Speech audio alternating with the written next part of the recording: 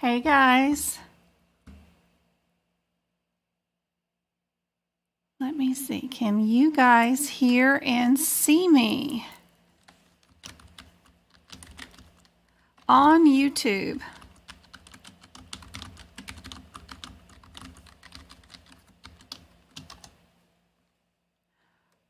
Oh, look at one. She gave us $25. I didn't even see that. When did she do that? Looky, looky, looky. That is awesome. Thank you so much. Yep, y'all can see me and hear me. I thought, yay, yay. Okay. I thought she was having trouble with her subscription payment, but we've got, I don't know. She's got super chat going on, but thank you for the $25. That's awesome. Yay. Be sure, guys, at the very bottom of chat, if you see a little dollar sign down there, you can click on that for just a second and make sure that you can accept payments because we may have some money to give out to people. So just want to make sure you can do that. Let me get my TikTok going while y'all are visiting. Be sure and tell everybody where y'all are at in the country if you don't mind sharing so that people can find some study buddies. And also, when do you plan on taking your exam? Because that info is super helpful.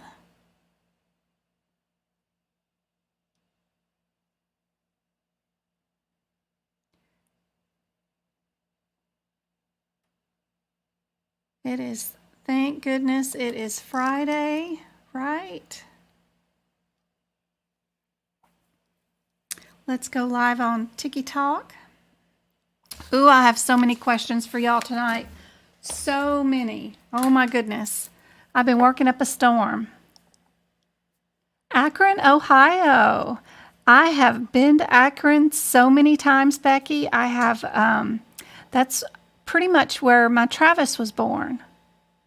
That is awesome. Hey, Melissa, North Carolina. It's a place I have not visited, but my mother has been on vacation there, so I'm a little jealous of her. Hey, Temple, Boston. That's okay. Nicole, Pennsylvania, Flower. Thinking about July or August. Awesome. Don't put it off too late in the year. Things get really crowded around October, November, December because a lot of people put it off. So do your best to get it done. At least your first attempt in June or July, maybe even August. And then that way you still got time. If you have a second attempt, if you do need to do it again, you've got time before the end of the year. Richmond, Texas. Happy Friday. Yay. Hey, Dallas. My aunt and uncle live in Texas, around that area. Some highfalutin neighborhood around and about that area. Let's see. El Paso, Texas in February. Emily. But you can't find where to accept. It might pop up in chat as a rolling chat option that says, yeah, it's okay to accept money, gifts, accept gifts. I think that's the wording I'm supposed to be looking for. I'm hoping, oh, neat, I can start a poll. Oh yeah, I found all these emojis the other day. The subscribers have an alert they can alert me with, which is kind of cool. I got the little timey thing, so if I get to talking too much, y'all can throw the hourglass at me and say, hurry up, speed it up. You're visiting too much. That's why I put that one in there. And if you love what I said, you could do that. Those kinds of things are fun. And then I found a bunch of emojis in here. We got all kinds of stuff. You can laugh at me. I don't know what all they got in here, but they got a ton of stuff. Oh, look at the Green Goblin. Hey, Alba.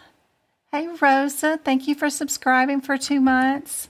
You are awesome. She also gave away a ton of subscriptions on Monday.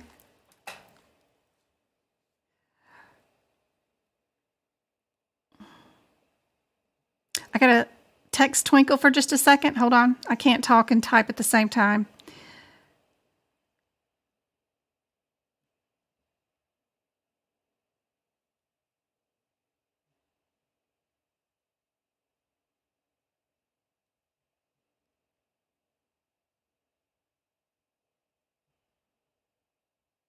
I didn't even think she'd be on. Is Twinkle even on? She's not on, right? Twinkle's got a wedding.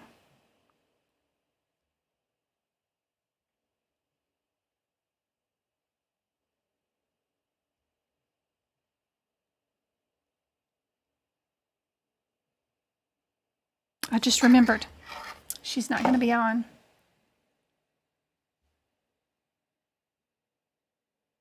Maybe because I'm an auto subscriber. That's cool though. At least it showed up. That's super neat. That's awesome. How is my TikTokers doing? You guys are so awesome. I already have pizzas and I have 27 subscribers to my TikTok channel out of the 32. That's awesome. So helpful. We've already got pizzas going too. And what else? I already got almost 1,000 taps on the screen. And if y'all could tap and share the screen, that'd be awesome because people would join and be notified that I am live. On YouTube, if you guys do the thumbs up, that's also helpful. Hey, Suzette. So right now, everybody's shouting out where they're from and if they're going to be taking their CPC exam.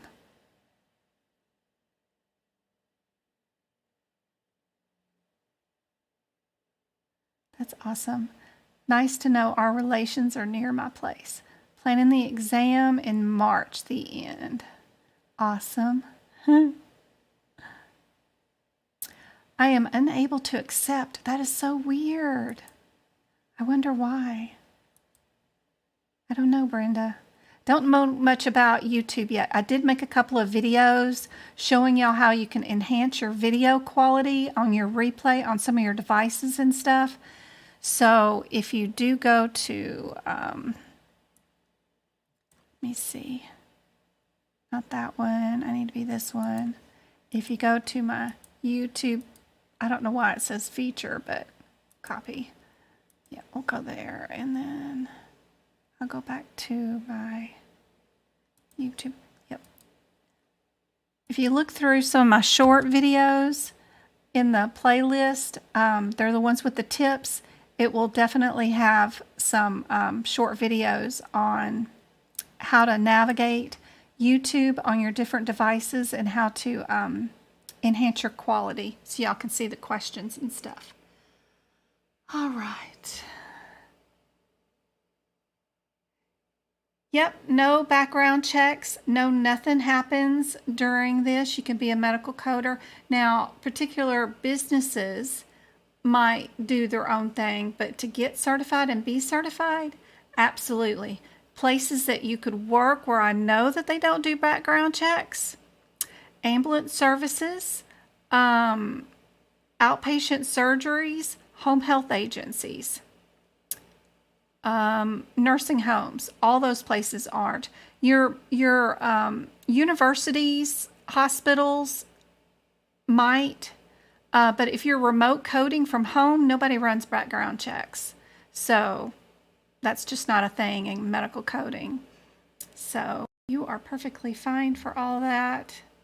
It's a great place to get a second chance, third chance, fourth chance at doing something very productive and good money, you know, with good benefits. So that's awesome. Hey, Quiet Girl. Good to see you. Hey, Sass. Hey, Emily. Hey, Go-Kart.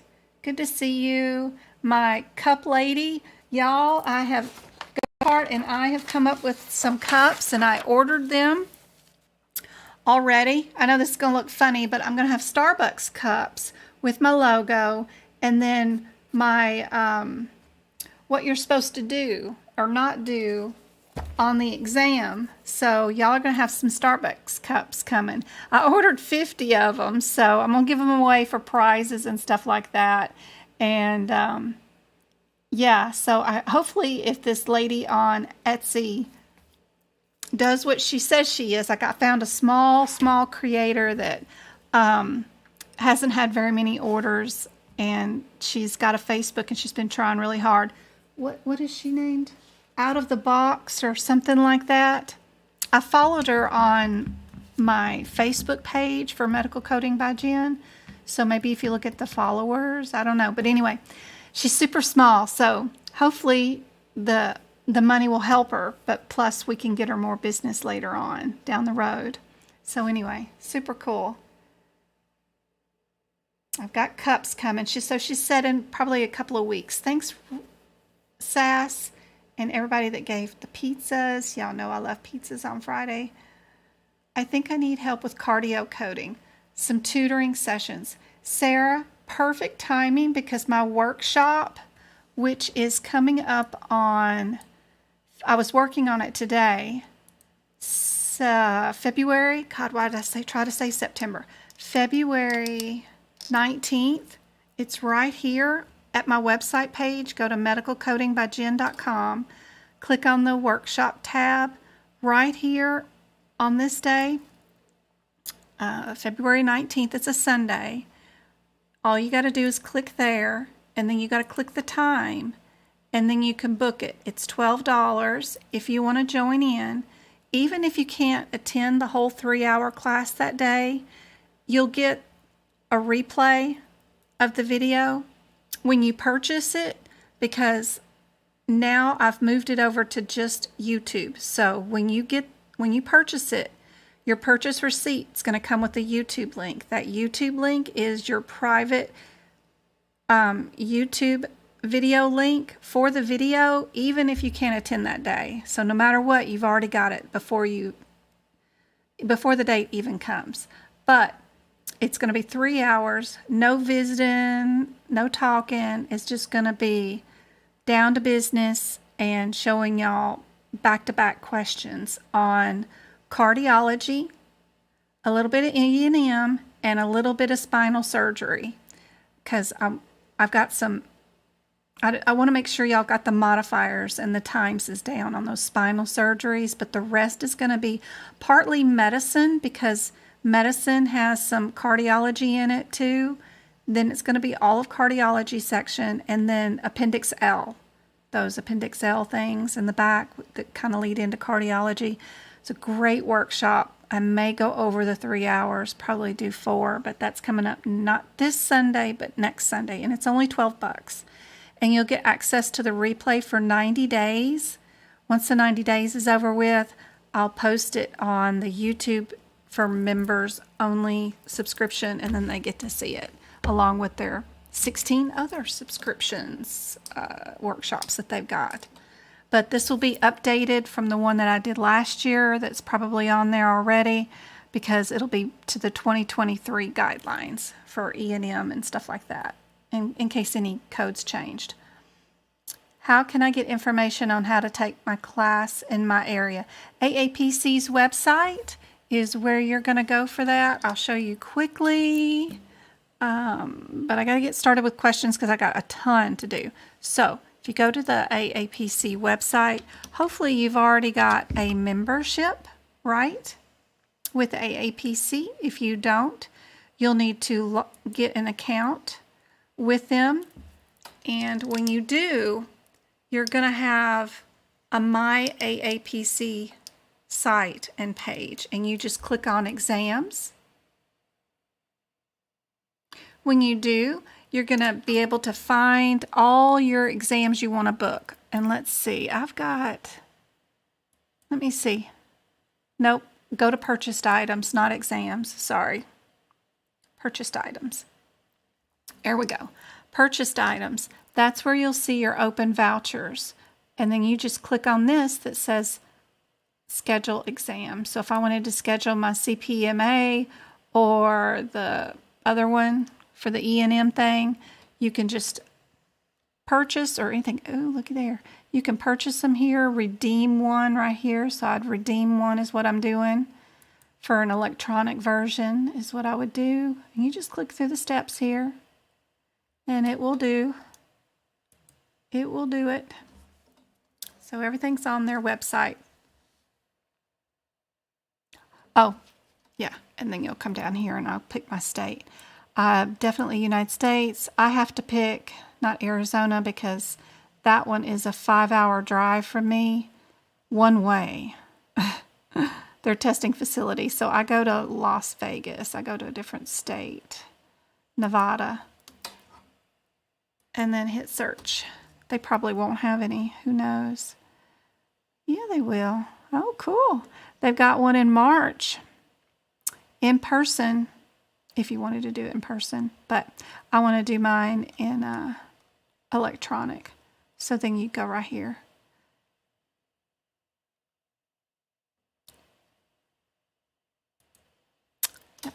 Yep. So just the AAPC site holds all that stuff. Let me get to questions for tonight. All right, guys, on YouTube, let me get you guys up here to our questions.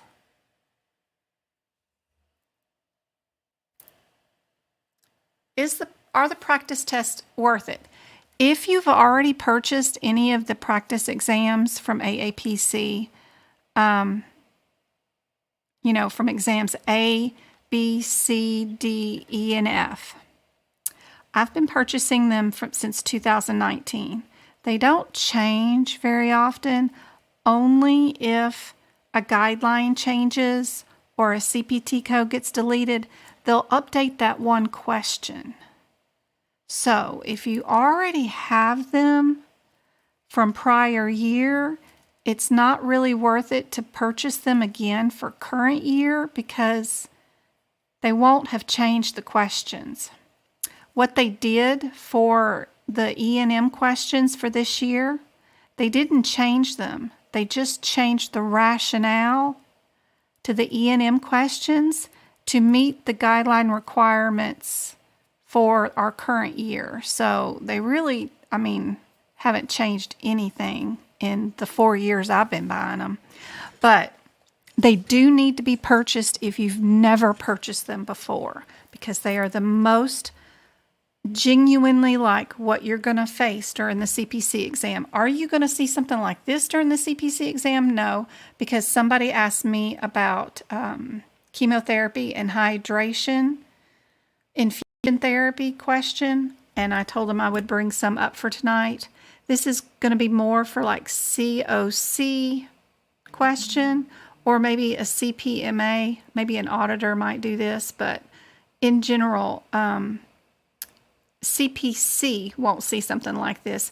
CCS might for a HEMA, and I don't know about NHA since I haven't taken anything from them yet. You have to buy their course and you have to do their course before they let you sit for their exam, so I don't know about them. But all right, cardiology. Cardiology, Miss Mountain Nurse, is not hard. The whole section, even in medicine, is all divided into arteries, veins, or combos.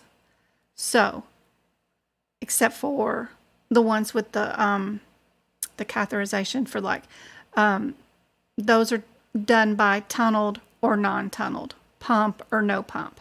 Other than that, they're all divided by that. They'll start out with artery on top, first code, then we'll move to venous or ventricular, and then we'll end up at the bottom of the section with a combo that went both arterial and venous. Super easy when you look at it that way, because every one of the codes are in that same pattern. So once I realized that, well after I passed the CPC exam, then I figured that out, and that makes it a lot easier to do questions with you guys on the fly. No matter what you throw at me, it's because I can figure them out easier just thinking about them that way. So I know you'll do well if you look at those codes now with that point of view, Miss Mountain Nurse. If I missed your question and nobody helped answer you, just keep asking again till I see it. I do have a lot of mods in here, Go-Kart and MK, a lot of people that have been with me for a long time that will know how to answer a lot of questions for me. So hopefully that is helpful. I got to bring up YouTube chat so I can see it over here. Just a sec.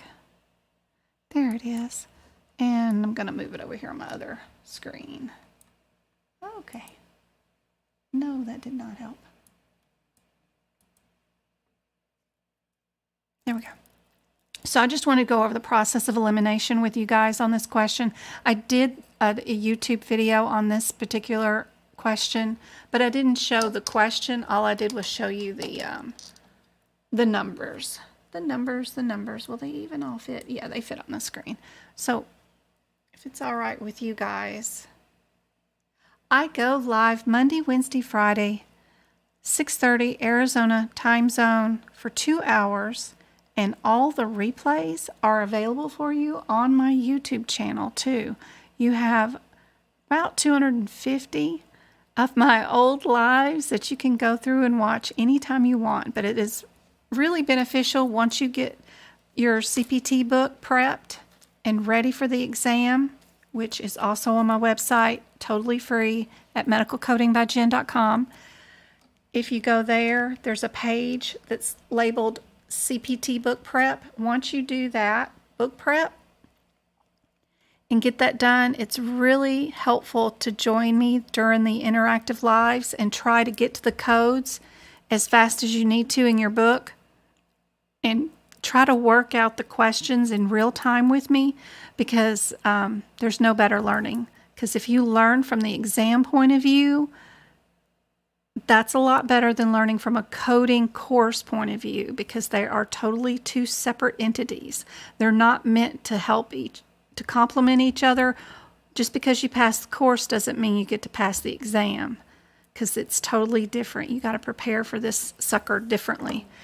Anyway, so what I see when I'm doing this question with my process of elimination and looking for similarities is that we have the same code listed first here, here, here, and then here I only have 3, right, that are the same. This 75 is different, so I would automatically get rid of that B because it's irregular. It looks different. There's usually a reason why whoever wrote your certification exam, they usually give you 2 throwaways and 2 that are super similar, but there's a difference. The difference is a guideline, a rule, whether you know you can times a code or you don't times a code. Something like that is usually your difference. Super helpful to do that.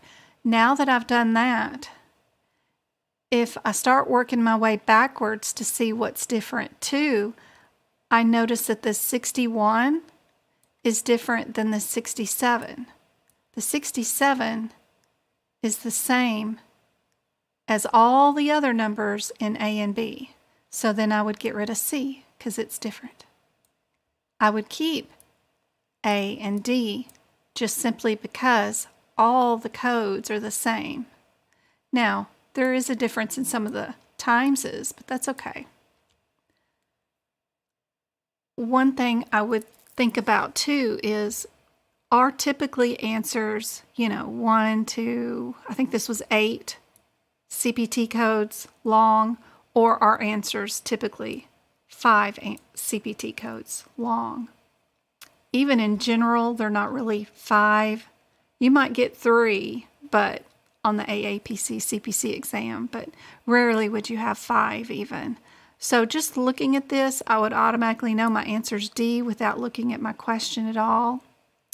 Here's another version of it color-coded, so you could look at it and see your big difference right there, and then your big difference right there too. That's how I get rid of C, B, and C. And then thank you guys on the TikTok. I love that crown. That was so cute. I thought it was Pikachu for a second. It was in the peripheral, and I was like, what is that? That looks like Pikachu. So just so you know, that's how I do it. Now, if you want to do it from a CPT code way and look up all the codes, you'll be there forever. You only have 120 seconds per question, so you really need to get these done fast. That's why the process of elimination helps out so much. But here's our question, by the way. If you're on YouTube, you will have a better view of this. If you have followed those instructions and changed that little wheel down at the bottom, right-hand side-ish, over in this area, somewhere down there, there's a little setting wheel, and you can upgrade your YouTube visual to a higher, like 1080p or 720, might be easier. But this is our question. This is what they ordered. Bunch of drugs, bunch of cool stuff, right? And let me see, how would we know it would be times 3 or times 4 with our 15? Let's go see. If we got it down and kept those two things out, then the very first difference would be the 3 and the 4.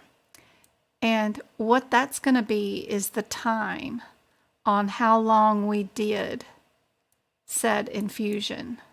So that means how many times we would do the minutes past. So let's go look up our 6415 in our CPT book quick. I can't remember which. Yeah, I'm going to be here. And I'm going to be here. And then on YouTubies, you guys, we're going to be there. Before I forget, for 2023, be sure you know where this page is in your CPT book. Whether it's 2022 or 2023, I don't care. Just be sure you know where that page is. This is muy important, and yes, it's in your CPT book. Muy important if you're taking an AAPC CPC exam. That's all I'm going to say about that.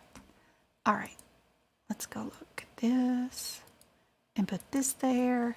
Thank you guys for all the taps and the thumbs up. I can see you guys working away over there. No, right. So we've got our code, which is for each additional hour. So 6415 code. And that's the bad thing about having the electronic version. Eventually, one of these days, we will be adding notes in our electronic format, which I could add notes in here somehow or another. They're going to make it to where we can add notes in here, and eventually we'll be doing it all electronically, which will be kind of cool. All right. I got to look in my book where I have my notes, because you can't do this without notes. Let me just tell you. 6964. Because their times are off of what that 1 hour. You won't pick up this hour until well past the original hour. They're not literally what it says. So we have to put in there what it is and write in our book what it actually is.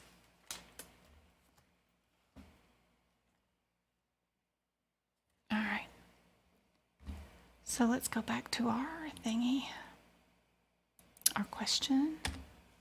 Go back to our question and see how long did we do. How long did we do it? We did 3 hours. If we looked at our time of hydration, or our whole total time for our chemotherapy and stuff, we did 10 a.m.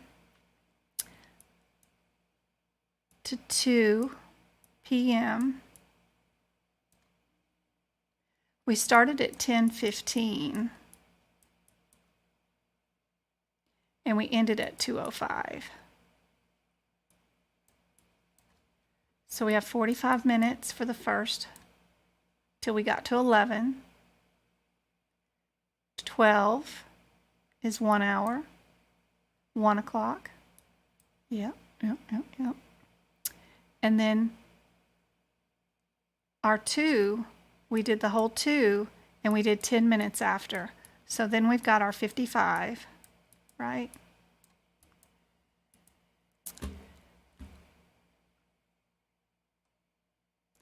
Two hours and 55 minutes. Is that right? Is that what y'all are getting?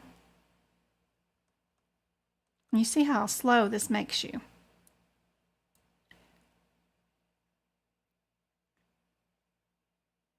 And then we got 3 hours. Yay, I'm glad you guys can hear me. That's good.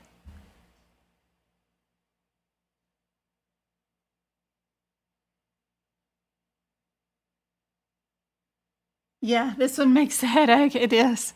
Makes a big old headache. Yeah. So for this one to be true, it would have to be 5 hours. For this one to be true, 4 hours. Yeah, we did 3 hours and 55 minutes. So we're nowhere near. So we can move on. What if you wanted to order all the HitPix codes for this one? You thought you were getting around this question. You can do it by looking for, of course, the same thing, looking for associations, things that mean the same, that look the same, all that good stuff.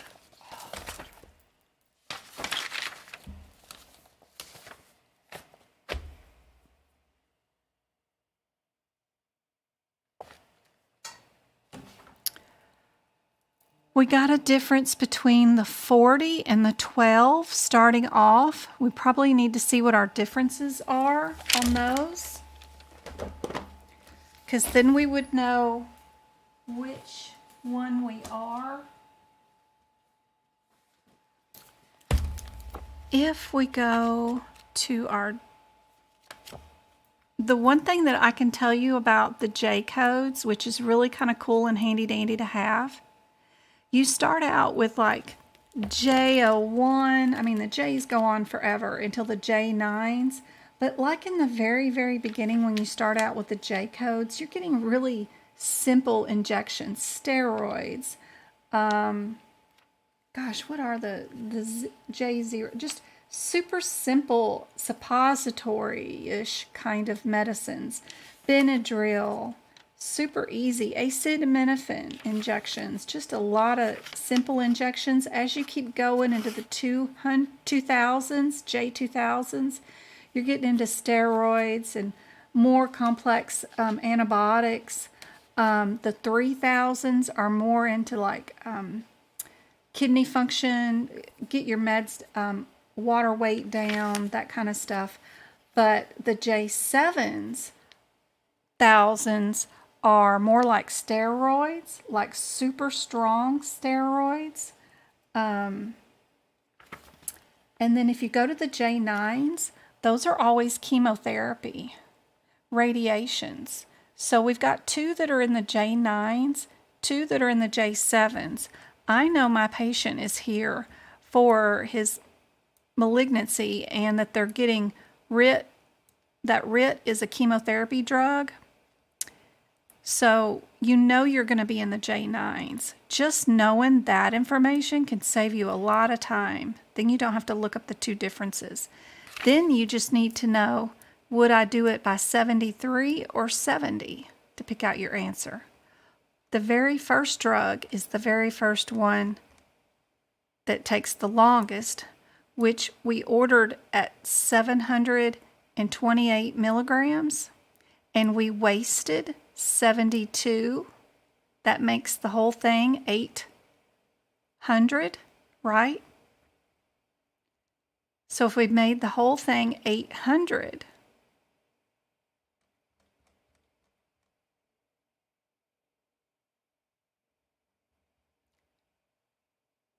we're going to order the 73 because we wasted the 70 on that one. The 7, sorry, I didn't mean to say 7. We wasted 7. If you add 70, 73, 3, 7, 8, 9, 10, that's how you get your 80. So then you know this, originally we drew up 800 milligrams. We wasted 72 of it because he ordered this weird fractional. We could not have ordered 70 or 700 because we would not have given the patient enough medicine. So you know it can't be C. So you know your answer's B. Quick overview on that one.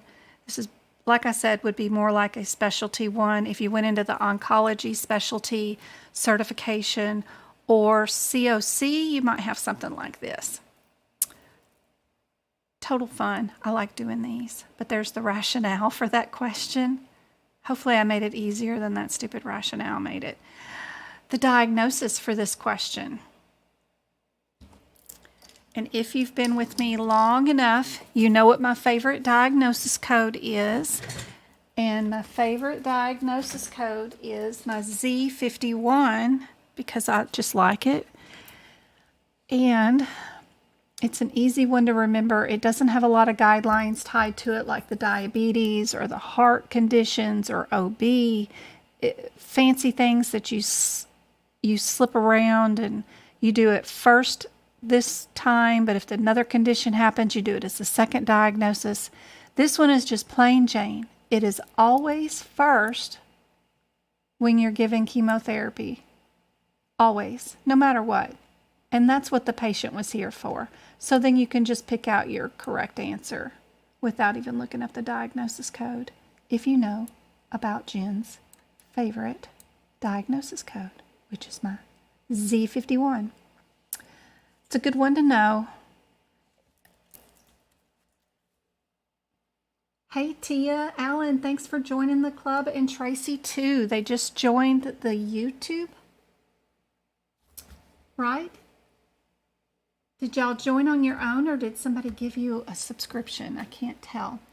But I hope it helps out so much because you're going to be able to go to my YouTube channel. You're going to be able to go to, let me get it over here on YouTube. Yep. You're going to be able to go to my YouTube channel and you're going to be able to go to my playlist and you're going to be able to see all of those workshops. There are 16 of them. They're actually right there. And the best thing to do on those is because there's not a lot of talk or chatter, is just to hit play. And then as soon as the first question comes up, hit pause on the screen. Try to go figure out what the answer is all by yourself. And then hit play.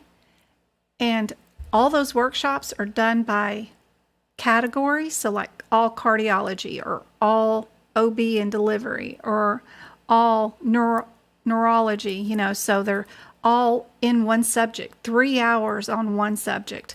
That's enough coding in one subject. You could get it all done. So super cool workshops. Being a member of the YouTube thing is really cool because you get those. You also get the CPT book prep, 14 videos on that and one on the ICD-10 guidelines. I did the first 10 pages of the 36 ICD-10 guidelines for you.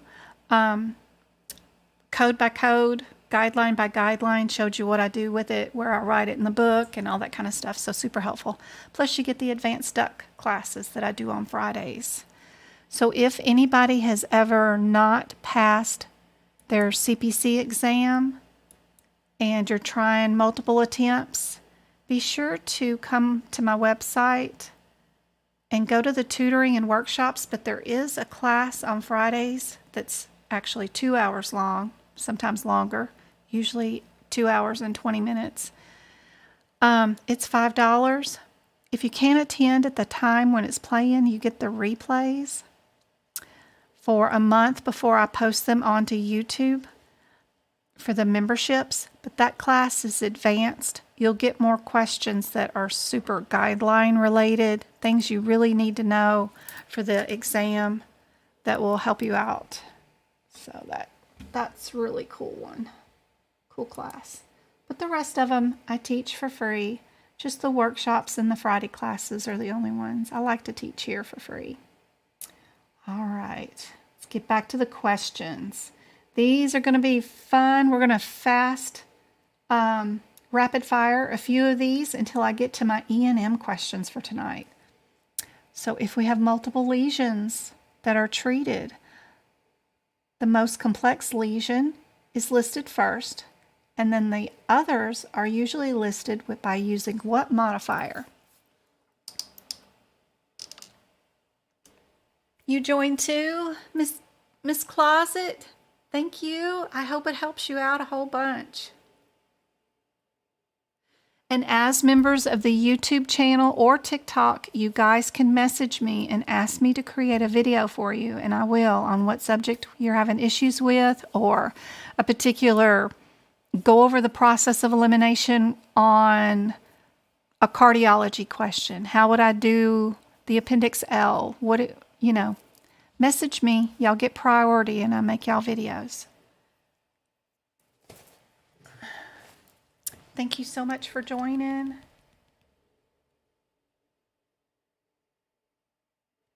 All right, y'all got answers? Answers. I've got B's on YouTube. Any answers on TikTok? Yes, B's. Okay, let's see. Yep, B. Perfect. This is a condition of chronic abscessing and subsequent infections of the sweat glands.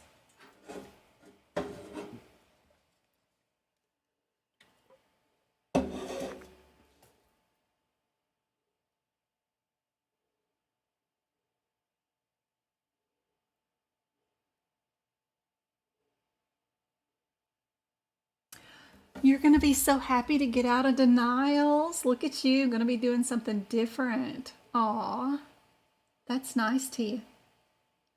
That's great. I hope you love it. Google everything. Google will be your friend. Ambulatory is going to be fine. Lots of different stuff. The differences will be the health plans, of course.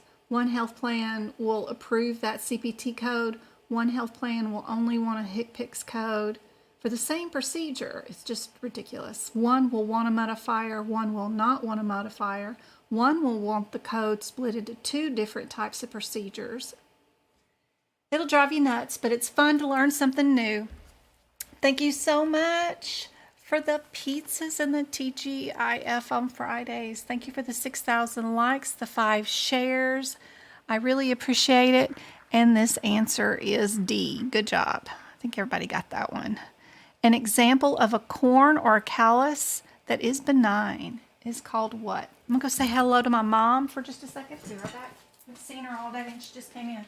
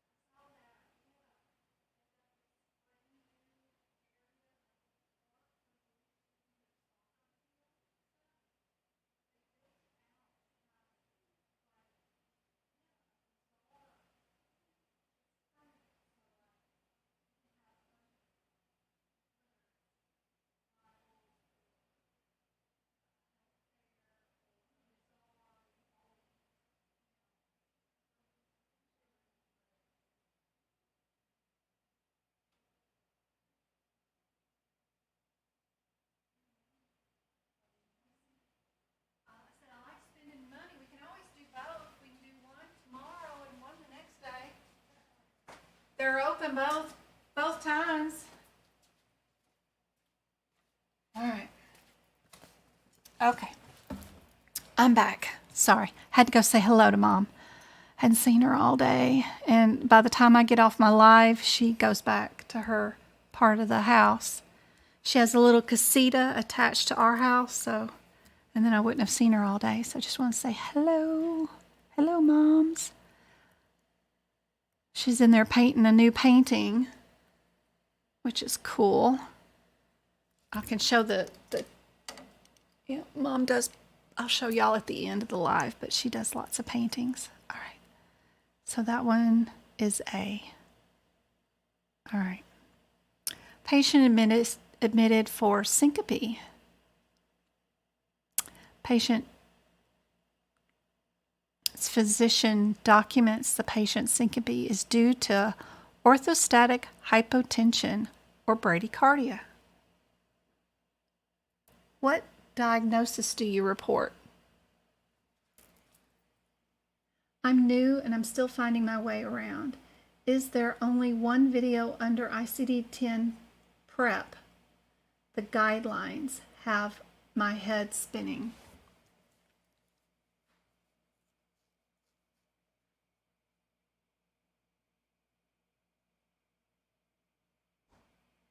I'm thinking.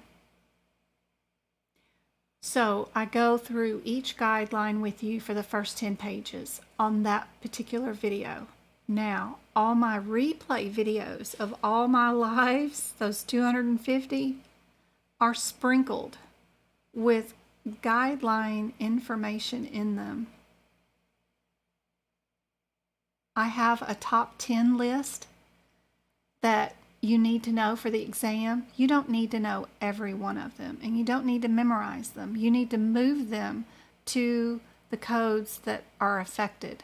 My top 10 list is sepsis. You need to know HIV.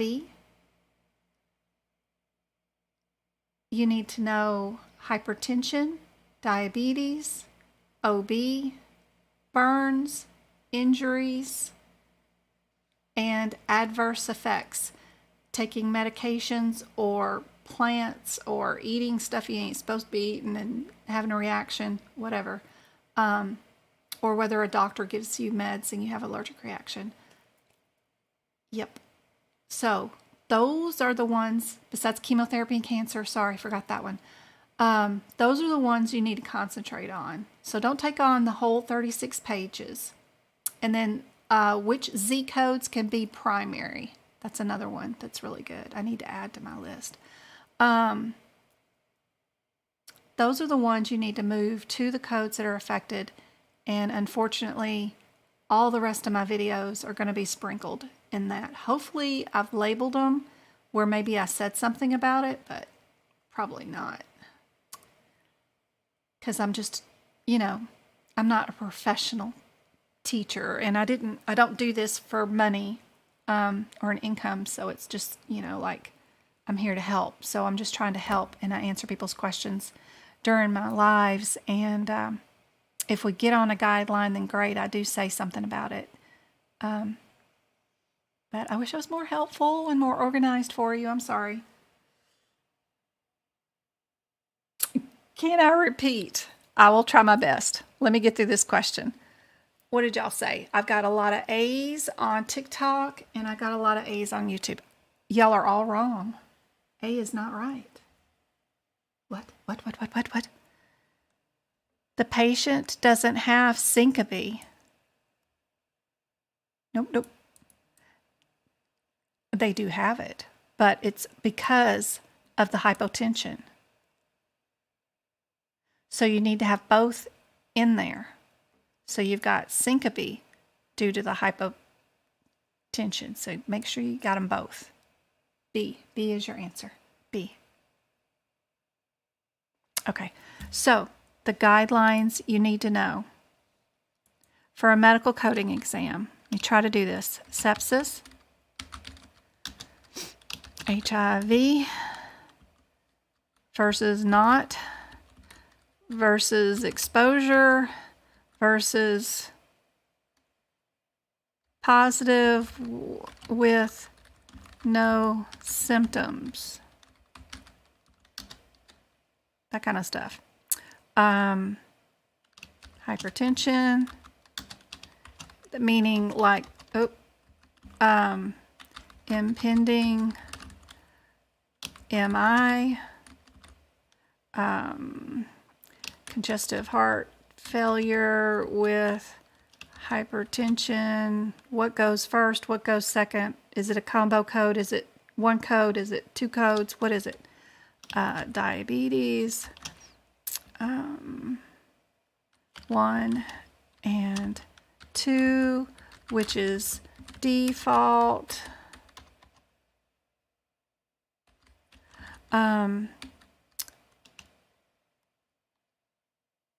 Injury, like not taking your meds or your insulin pump not working, something like that. What do you code first? And which one no Z code to? One of them has a guideline about no Z code. OB, all of the above. OB with injury, OB being seen for an injury, but she's pregnant. What do you code first? Spontaneous, ABs, those kind of things. Diabetes with OB, pre or gestational. Injuries like on the job injuries, MVA, or bar fights. Baseball injuries.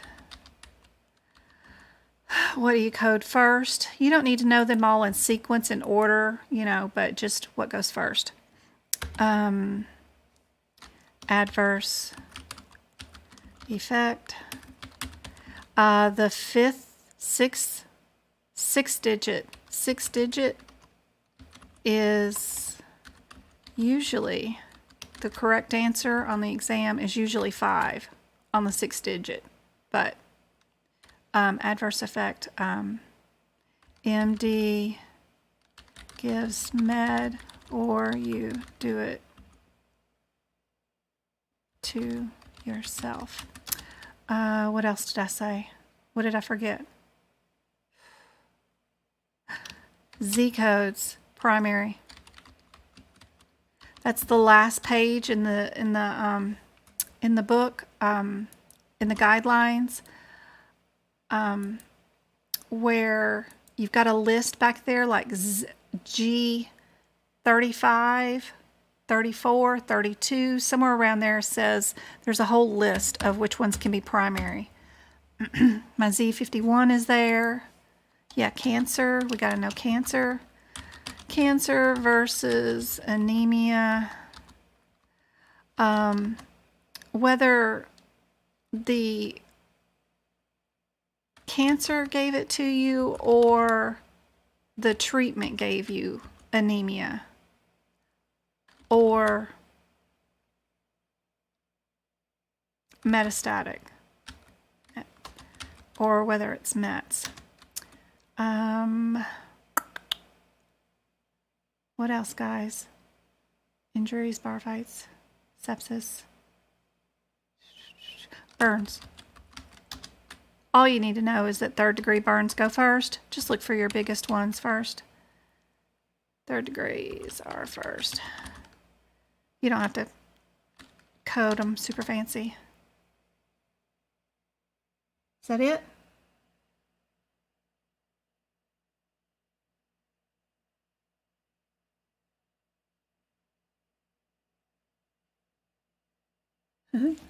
What'd somebody do? Dang. What's dang, Melissa? What's going on? Oh, probably the answer to that previous question. Is it safe to say we can read the guidelines for these while testing? Grapper, you got 120 seconds per question. that 4 hours is gonna go. You don't even have time to read the questions. You need to go straight to the answers, look at the answers, figure out the differences between those answers, and only skim the question if you need to pick out the correct answer. You will not have time to take your time and read your guidelines between all your questions. There's no way. Nope, nope, nope, nope, nope. Nope. Nope, nope, nope. Do not feel stupid. I make my questions purposely super hard so you do get them wrong, because you learn better by making mistakes or not getting things right. You don't learn by me blathering on with stuff that you already know, right? That's not going to happen. You're not going to learn anything. So that's important. You are supposed to be here getting things completely wrong so that I can teach you something. So that's awesome. That's perfect. That's exactly what's supposed to be happening here. It's not you, it is me. Mm-hmm.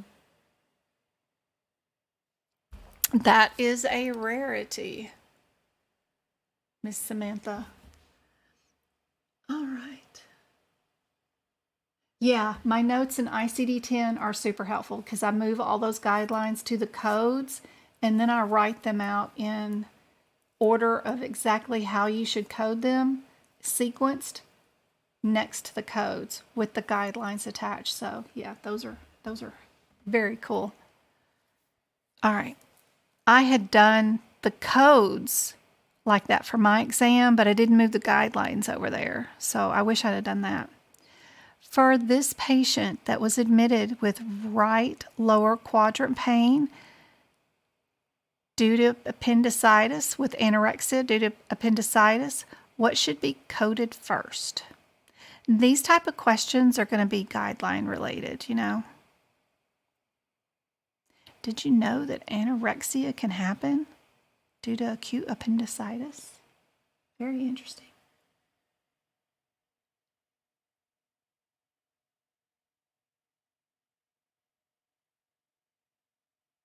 You are perfect just the way you are.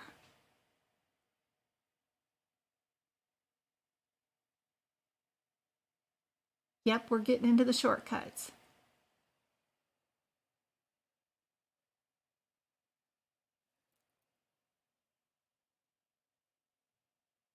Let's see, Mama, what's going on, Mama? Congratulations. What did Mama say? COVID. There might be one question on COVID.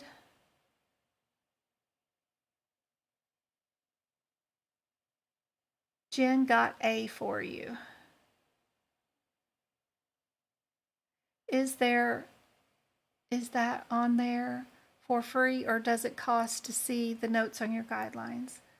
A lot of my replay videos will have pictures of my books and notes just because I was in the book and was showing it at that time, because I had a different setup where the book was, you know, underneath me and y'all were looking at my notes instead of screen sharing what I'm doing now. So a lot of the times you can just go through my replay lives and pause the screen when I'm flashing the notes and hit pause and copy what it is down. So there are a lot of opportunities for that. Plus on my website and in our Discord, I have certain pages there to give you an idea. Okay, this is how I did, you know, diabetes. You can recreate it and make it your own in the hypertension. If you've got a template kind of like to go through, I'm not doing anything fancy that y'all can't figure out how to do too. So as you're doing these questions with me, you can be going to these areas in your books and adding those notes.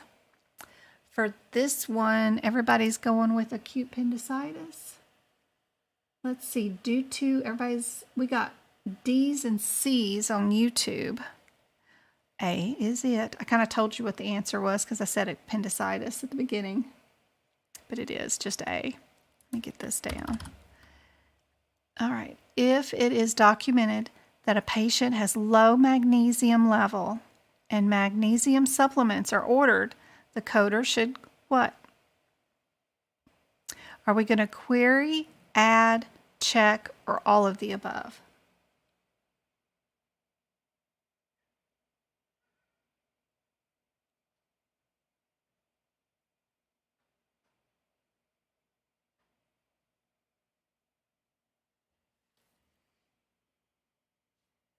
Thank you for the follow. I hope I can help you out.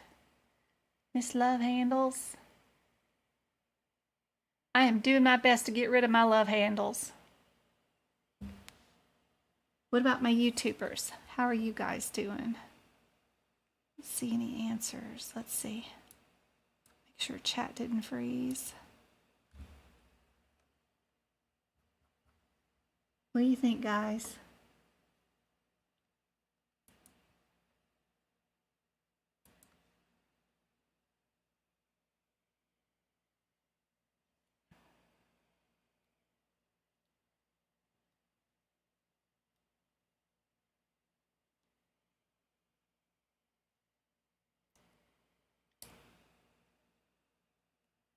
Good job, Melissa.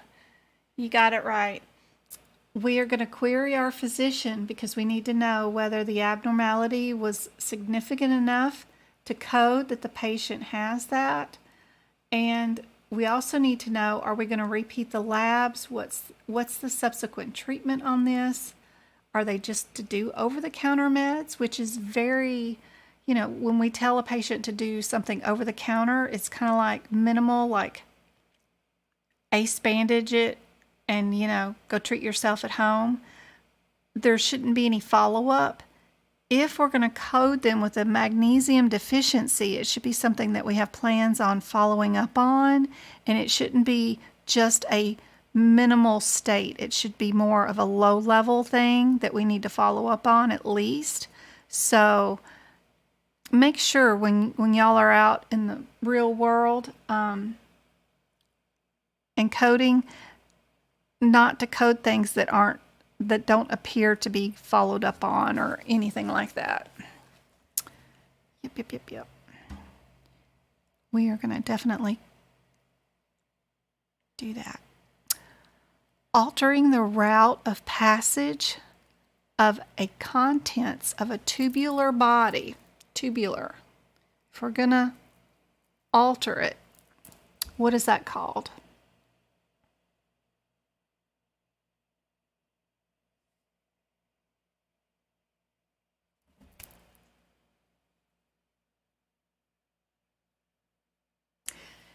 Syncope.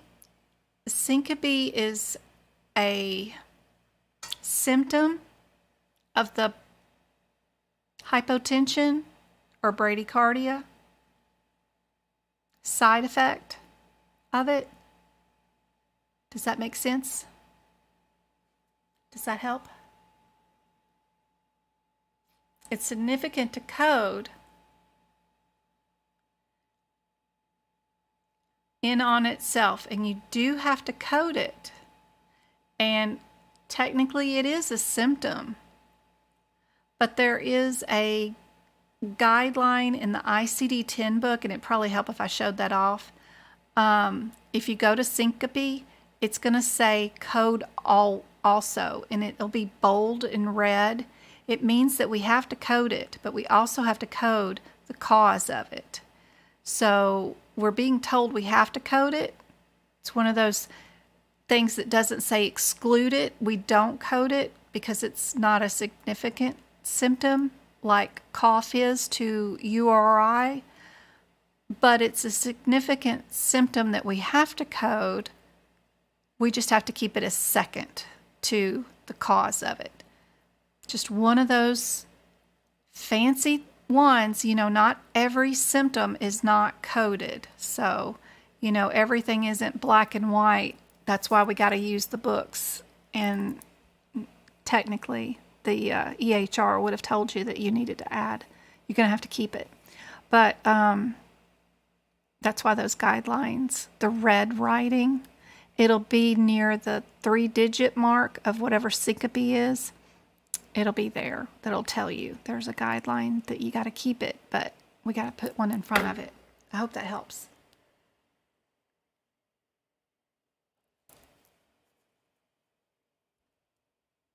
Yep, we're doing a bypass. I think everybody got that one. Good jobs. All right. Cutting into a body part without draining fluids or gases from the body in order to separate or transect the body part is called a what? You're welcome. Code also. It's one of those code also guidelines for the syncope.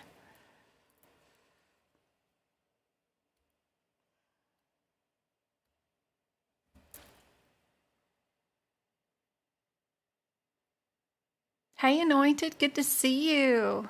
How are you doing? You already hit all my pizzas, didn't you?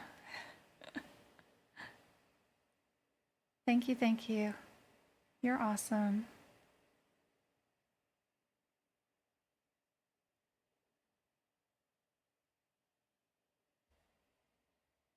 This one is division. Division. It's C. I don't think anybody was picking C. Everybody was in the B's. Detachment. I don't know. Depending, looking for similarities, I would have kept, of course, B and C. And technically, detachment really seems like it means separate from the body, right? Compared to division, but it's probably something I would have gotten wrong too. They're just being vernacularly, technically, they want division. We're dividing. Like we're some centipede or centipod that would grow back. Sammy, go back. Sorry, my cat was being bad. All right. How about this one? A physical eradication of all or the portion of the body part by the direct use of energy, force, or destructive agents. I still see two D's. Looking for similarities. Which one's eradication?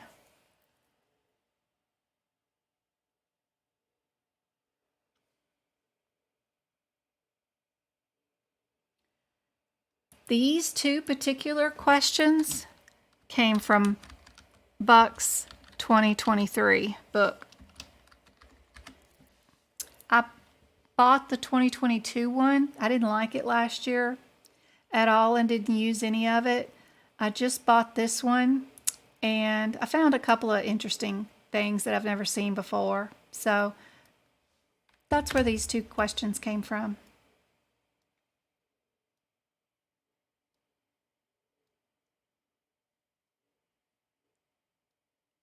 Your CCS, CCA, be sure and join my Discord group because you guys have your own room for CCS and CCA.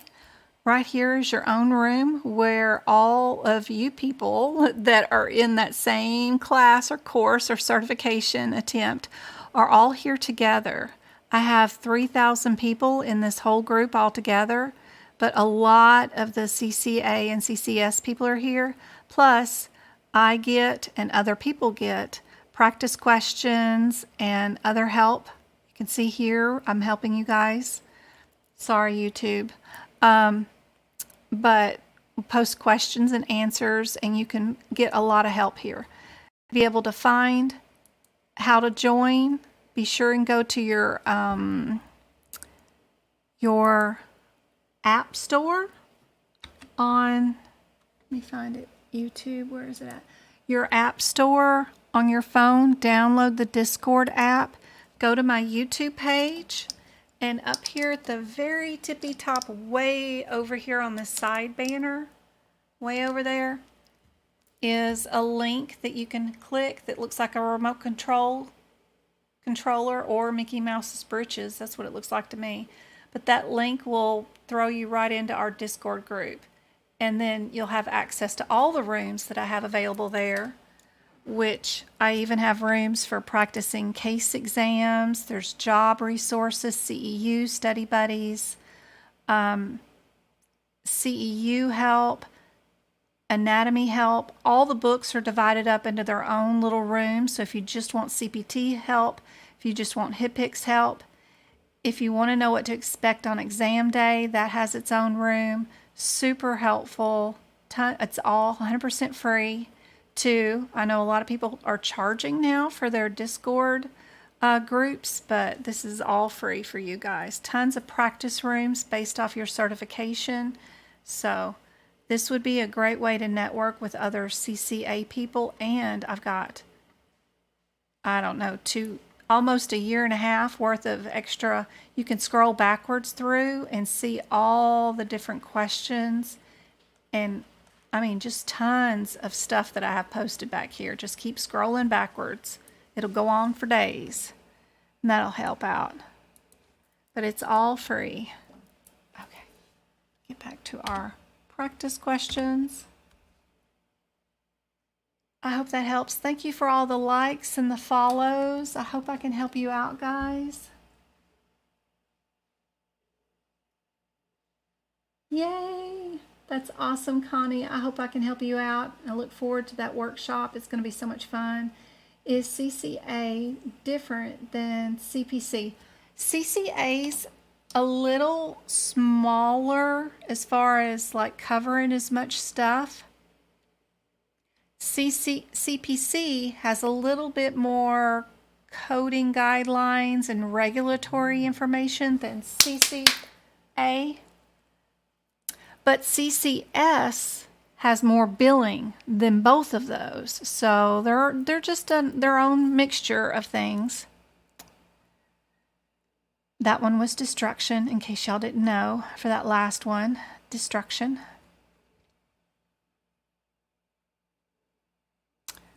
An example of fragmentation is called what?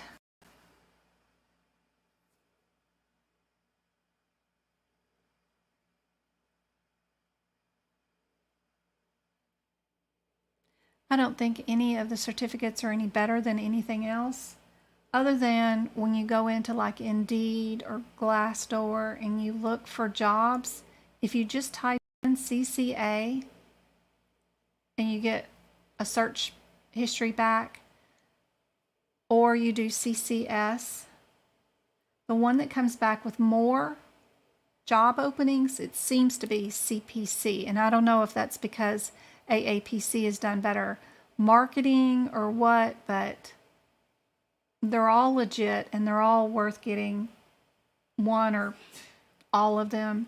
They will all work for getting you a job. I just think there's more recognition in CPC.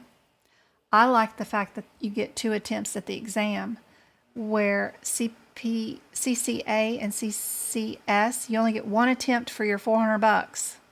Then you got to pay again. And plus, I think they make you wait before you can take it again. CPC will give you 2 attempts per $400, and you can take them next day. It don't matter. You can take them. They'll sell you 365 tries if you'll let them. This one, the answer is A, lithotripsy. Good job. I think everybody got that one. No, you probably cannot get a job as a coder without being certified. No, I would not expect it unless you know somebody in the office that grandfathers you in and is willing to teach you from ground up. And you would have to be like, my uncle opened a practice and wants me to work for him. Maybe a home health agency, if you can get in good with the DON or something. I don't know. You got to have family. You got to know somebody, I bet. I have no idea. The best thing to do is you can get a job without being certified at a hospital, being a front desk clerk, register patients. You don't need to be certified for that. Sneak into one of those jobs. It's great. Air conditioning, you grab an insurance information in their driver's license, tell them to go sit down. You'll key in all that stuff. Call them back up to get their cards and tell them to go back out there and have a seat. And you can work your way towards getting your certification that way, and then having them help pay for your certification and membership fees. It's the best way to do it. An example of an occlusion type of procedure is called what?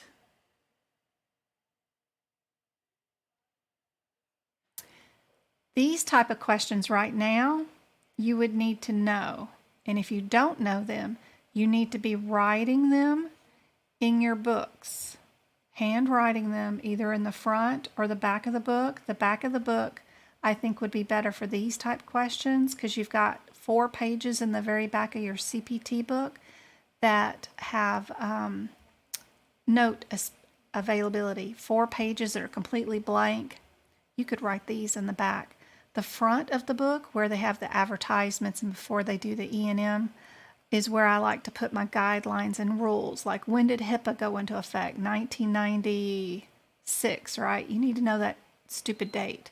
Go write that in the front. Other things like that, what's in Medicare Part A, what's in Medicare Part B. Write those in the front. And then stuff like this, I write in the back. Sorry. Lithotripsy. You know how they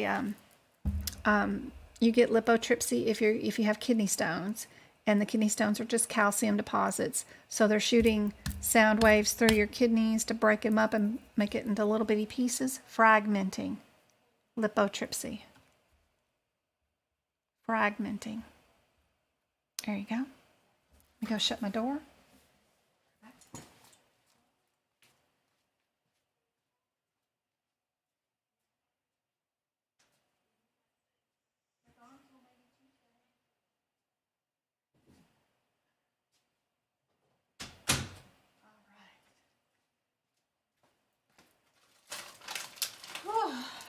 Let's grab that water.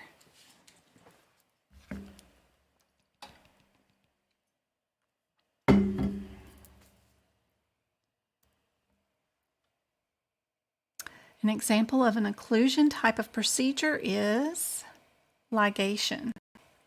Ligation. Hey MK, how's it going?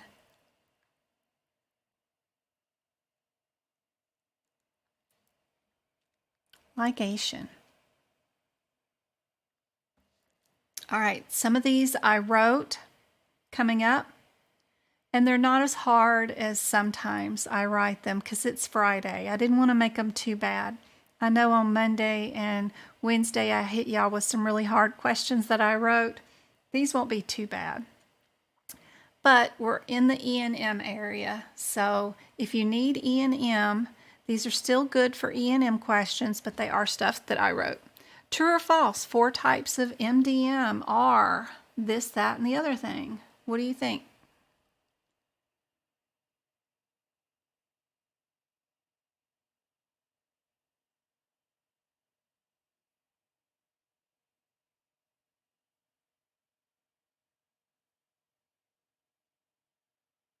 No, true and false questions aren't on there, but all the A, B, C, and D questions are formatted like that on the exam. For CCS, they have 10 questions at the end that you match those 10 questions with the correct answer. But all of AAPC's questions are A, B, C, D format, multiple choice. No true or false.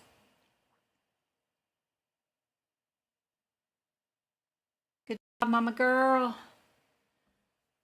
Good job, Kayla and Lasagna. You two did not get fooled. Neither did Susanna. Good job. It is false. We have straightforward instead of expanded problem focused. That was last year. That was 2021. 2022 stuff. So I tricked a bunch of you. Good job. It is MDM now is just simply high, moderate, low, and straightforward. That's it. No more expanded problem-focused nonsense. All right. True or false? The complexity of a medical decision-making is based on 3 complexities.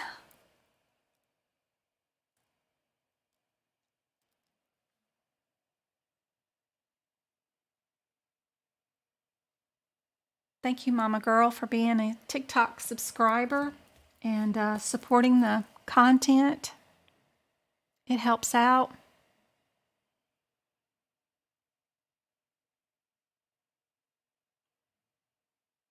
Hey, Lucy Love. Good to see you.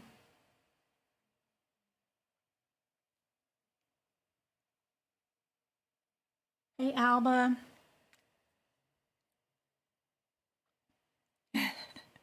Now I got people scared to answer. Nobody wants to answer. Y'all are all scared. The complexities of medical decision making is based on 3 complexities. I just used the same word again. That's silly. It's 3 elements. They don't base them off of complexities. Again, this is just a question play off of proper grammar. It's not, we don't base MDM off of complexities, because what if they're here for a wellness exam? Because they don't have any complexities. They're normal, healthy patient, right? So if our MDM is just on a wellness exam, we do it off of what they call elements. So your elements of MDM are the number of issues or problems, if they have any, the data reviewed for today, and then the third one is the risk of what I do or don't do today, what prescriptions I write or don't prescribe, what orders I give. So those are the 3 elements. Elements, not complexities. Y'all hate me yet? Good job. Yep. Elements. Play on words. 5 types of presenting problems are all except. Thanks, Emily. I just don't want to frustrate y'all because, I don't want to make you frustrated. But I promise, getting things wrong makes you learn better. You learn it, so it's good. All right, guys, you got to go to work. Oh, night, Temple. I'll see you later. You're in there highlighting. Good job, April. 5 types of presenting problems are all except for which one? Which one is not correct in there? Thanks, Go-Kart. Just don't get frustrated.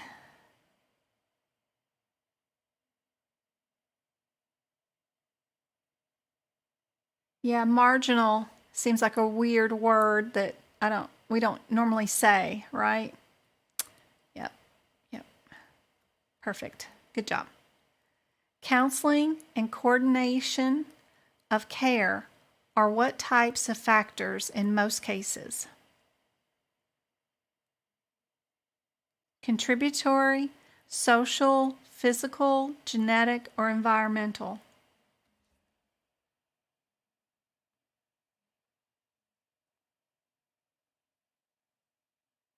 I refused to learn E&M for my CPC exam.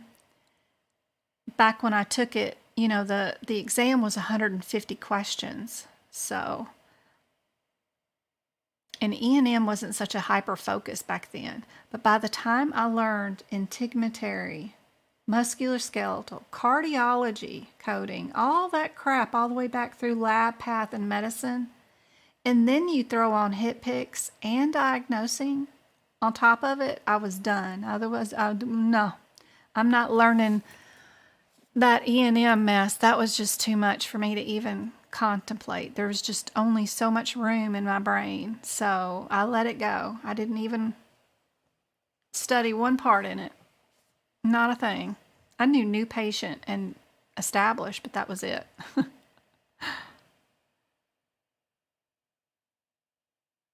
You don't use the audit form correctly. It's hard.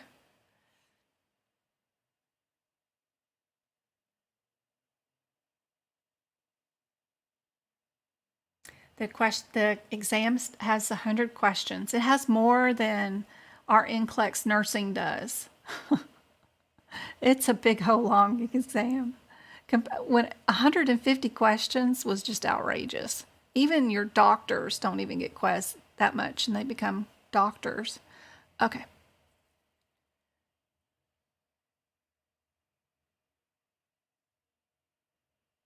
Suzette, Reba, Avery, Mountain Nurse. You know that one. You know you got it right. Rare, you got it right. Just a handful of you. But this is more of typically what you see in nursing stuff. You would know counseling and coordination. Has that got anything to do with environment? No. Genetics? No. Your physical status? No. Social? No. Counseling and coordination of care is a contributing factor. It's just one of those things that they like to call it.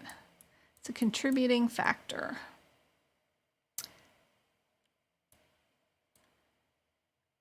Because if you live in a really rural area where there is no neurologist, but your thyroid is off the charts, or you've got a brain tumor, it's really hard to get some of that coordination of care. And it can be a contributing factor to what kind of health care outcomes you have. But it was in, some recent data that I saw for the CPC exam, so I threw it in here. History is located in what part of a SOAP note? Is it subjective, objective, assessment, or plan?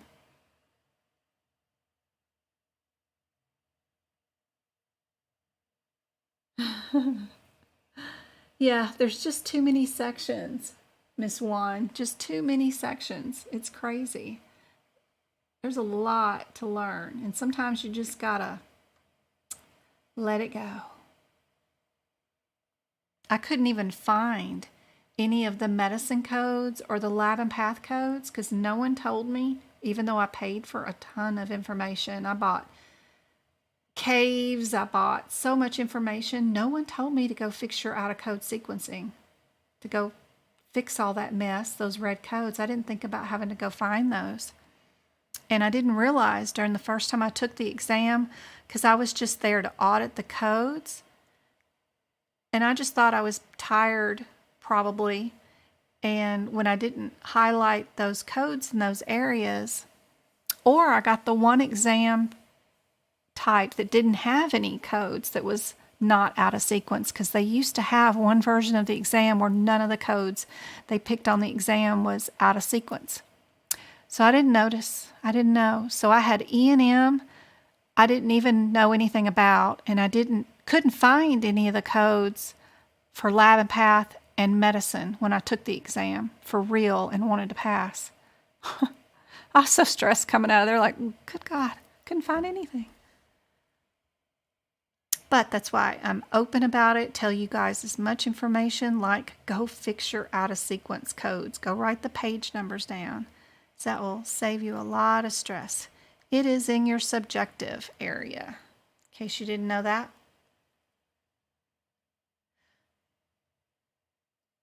Thank you for the roses, Demi. You are awesome.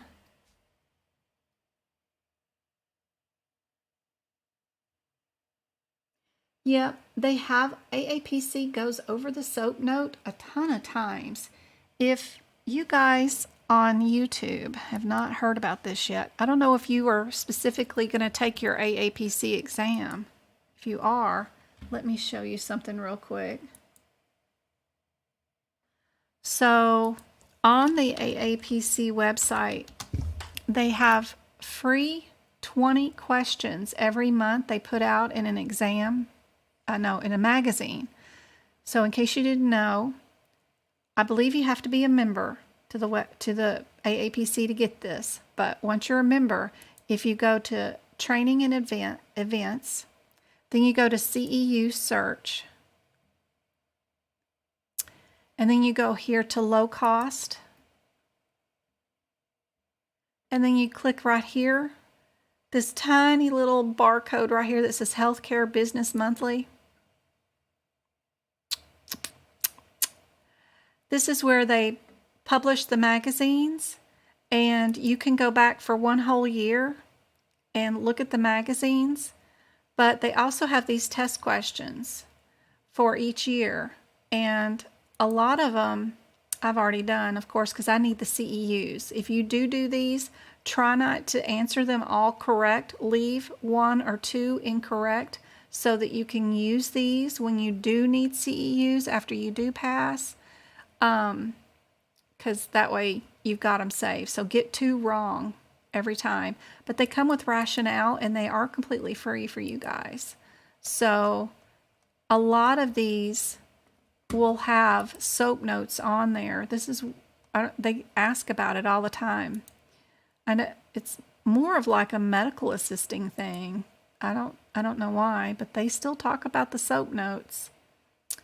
But I forget which exam it's on here. I think it was January, maybe. I don't know, but just in case you didn't know, you get 20 questions free every month. Just don't do them unless you need the CEUs, because you're going to need 36 of them as soon as you do pass. So you want to leave as many as you can open. But they talk about soap notes here in several other areas. The magazine, of course, their links don't work. So when you click here and you hit download, it ain't going to do nothing. It won't download. What I found you do is the only way it works is if you copy the link or you hit open incognito. If you do that, it may not. I may have to copy the link. Copy the link, and then I go to my incognito thingy, wherever that went. Open a new incognito. When you do that, then you hit paste and then hit enter. Now it downloads. See how it downloaded there? Now you can see the magazine. I don't know if anybody can follow that mess, but they got an issue with all their instant PDF downloads. They really want you just to only do the e-magazine, which you can't copy or save or whatever, I guess, probably, because it's in this interactive silliness thing that pretends to turn pages. And I think they turned off that link, but I found a way around it if you wanted it.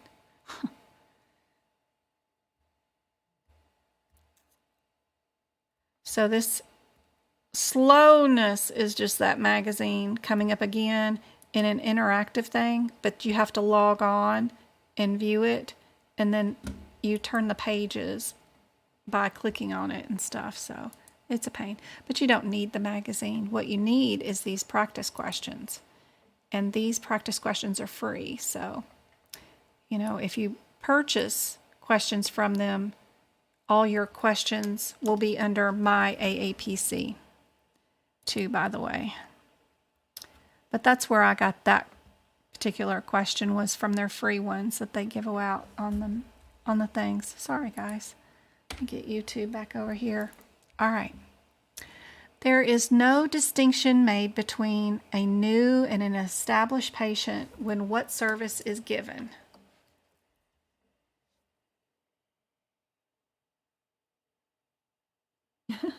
No worries about all the caps. I'm on the AAPC website. I went through the steps. I showed it on this live.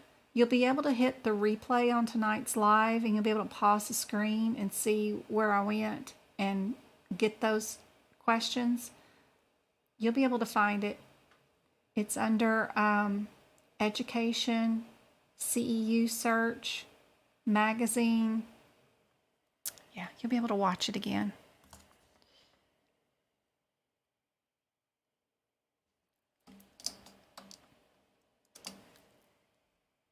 I was trying hard to confuse y'all, but you did good. Yes, the Department of Emergency. Instead of saying ER. Yes. Perfect. Good job. I think I wrote this one too. When care is provided for a similar service, like hospital visits, on the same patient by more than one physician on the same day for a different condition, the care is called what?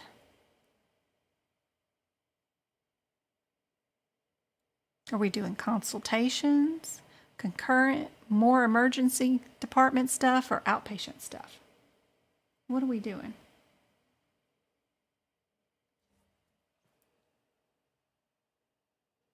Sorry, Lucy love, which question, hon?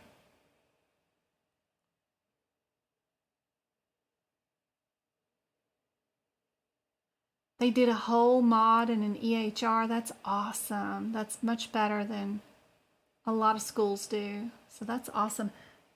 Hey, Virginia, thank you for the $4.99 donation. Thank you so much. She did a super chat. Thank you so much giving us that money.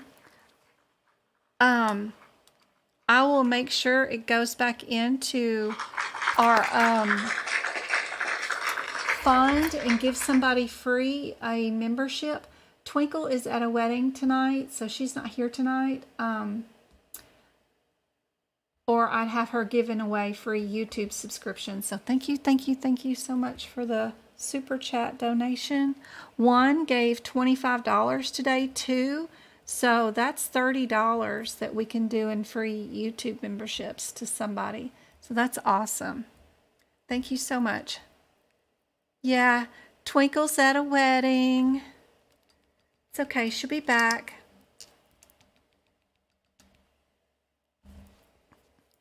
This one is concurrent. Y'all did good. I did not confuse y'all on this one. Thank you for the 13,000 likes on TikTok on and the 7 shares. I really appreciate it. And thank you for all the thumbs up on YouTube. I can't tell. It's really cool, Grape. I Zeal Twinkle the money, and we done got all familiar. And she can hit something on YouTube chat and give away a free subscription. She's figured out how to do that. There's the money sign down there in the bottom of the YouTube chat, and YouTube will pick a winner based off who's been chatting the most out of everybody on the YouTube chat. I just don't have Twinkle tonight, and I don't have another YouTube account. I guess I probably do if I get on my personal account and try to do it myself, but I know I don't have money hooked up to that, so nothing I could do on my own. I rely on my trusty sidekick to help me out for that kind of stuff, but I will make sure that goes back for you guys, especially on Monday nights live. And the 15th, I'm getting TikTok subscriber money, which my 27 of you guys, I get, I think, $2 a month of whatever y'all paying, deposited that day, and it's going to be $50 because I have 27 of you, so I get $2 for that. So that money will also go back into giving you guys free memberships and stuff, so that's super cool. That's going to be coming up this week, too. They deposit on the 15th of every month. So that's super cool. What is the name for the assumption of the total or specific care of a patient from one physician to another that does not constitute a consultation? Woo! That's highfalutin. Did I give the answer to the previous question? You just need to be in my live. Yeah, concurrent. Okay, making sure.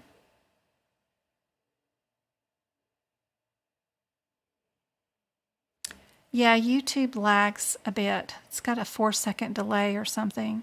It gives me time in case somebody says a bad word, I can mute it or something. I think it's confusing, I think. What is the name for an assumption? Thank you for the TGIF, Caddy. You're awesome. What is the name for the assumption of the total or specific care of a patient from one physician to another that does not constitute a consultation? So it says it does not constitute a consultation. So you know right away you'll get rid of, oh, there isn't, that doesn't say consultation, it just says counseling. I thought it said consultation. I'm getting tired.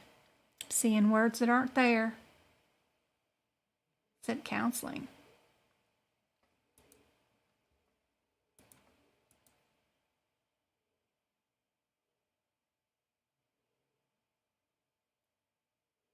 Transfer of care is correct. Good job. Thank you.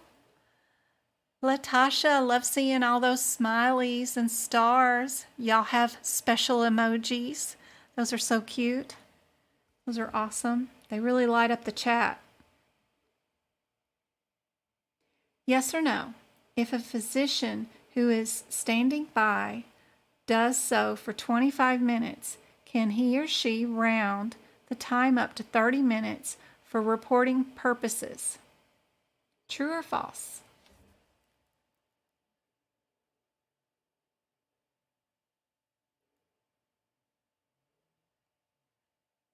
Somebody asking about new books, probably.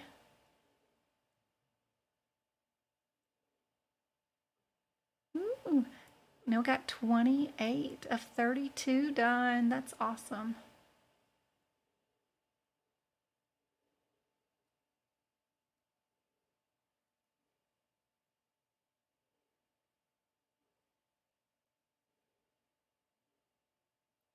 Yeah, MK, she had paid for a medical coding teacher's course, and that teacher told her she would never be a CPC. It is my belief and all my heart and soul that I know MK is going to be a coder, and she's going to end up being an auditor is what I want her to do, and she's going to be great at it, and we're going to get her there one way or another. Absolutely, she is going to pass. Just in spite of that teacher telling her she's not. Just we are going to get MK to pass no matter what. And my Miss Edwards and my Chrissy, my little ducks, are going to pass this year. 2023 is their year.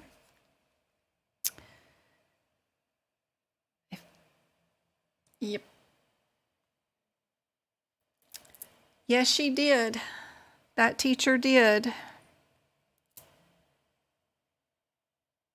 I could not imagine telling a student that. And now I know which teacher it was, because I was just promoting him the other day. And I'm like, oh man, I need to retract my statements, but that's okay.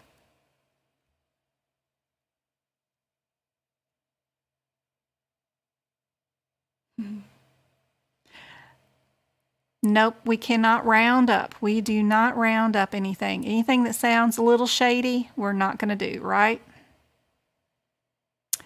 Okay, 40-year-old male, new patient, is evaluated.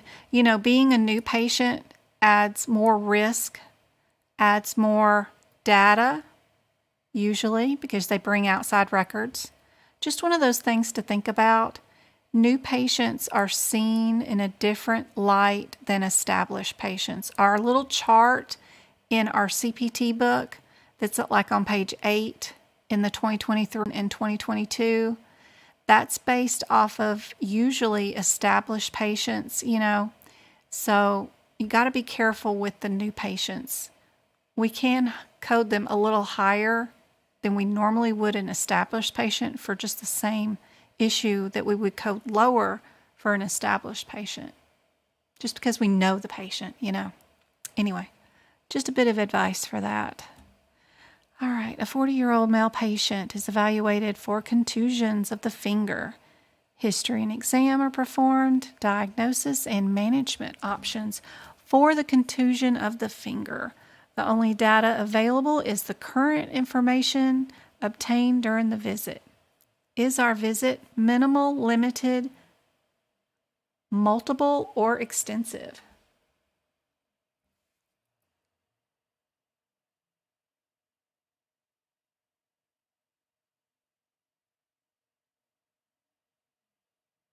Yeah, how you code in real life is totally different than how you pick an answer for your medical coding exam. Remember, on the exam, you're not a coder. You need to let go of all your coding course information you've ever been taught and let it go. And you need to go straight to the answers, figure out what your differences are on your answers. Like for this example right here. If I went here and read minimal, limited, multiple, and extensive, do I see a coding irregularity here? Which one is irregular? Of course, the multiple is. We don't use that when we're using these words, right? So I can already eliminate one, even if I hadn't even read the question yet. So the first thing you do is go to your answers, look for coding irregularities, look for similarities. I got 2 that have L in it. One's in the front, one's in the back. Extensive is way far away from these 2. So these 2 are the most likely suspects, right? I've already got myself down to a 50-50 without looking at the question. Y'all can use my process on any question, I'm telling you. Then you just think about those differences between limited and minimal. And then you skim your question from the last sentence back, looking for any indications on whether you're this or that. What would we be?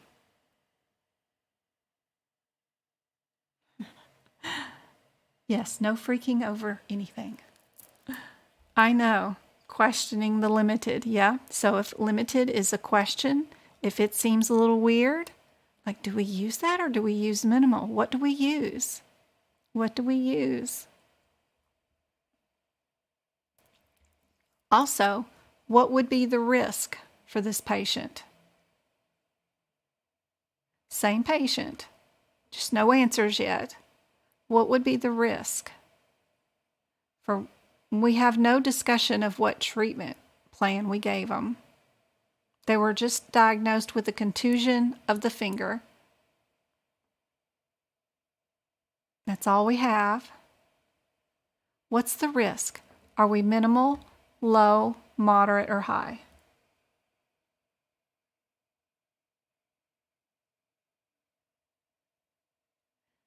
And also, think about what answer you have right here. That would also be the answer right here.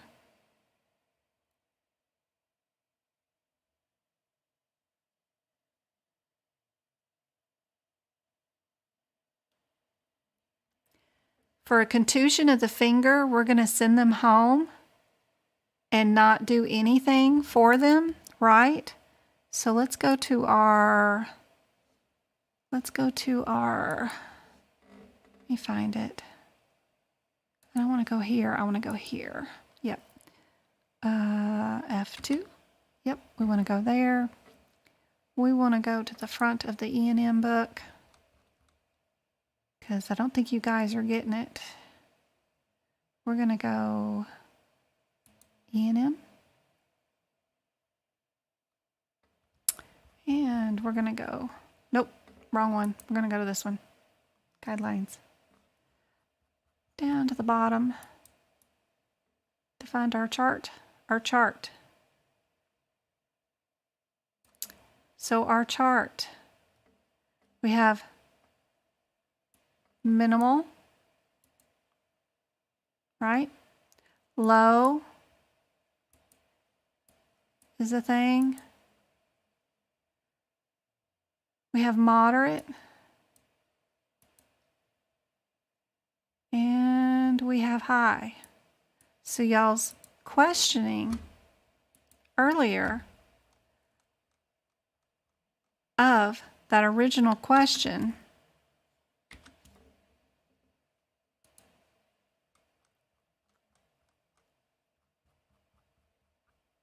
of this one saying limited. Limited isn't in there anyway. Neither is multiple. Really, our only answer for this one is just minimal. And also, if you're looking at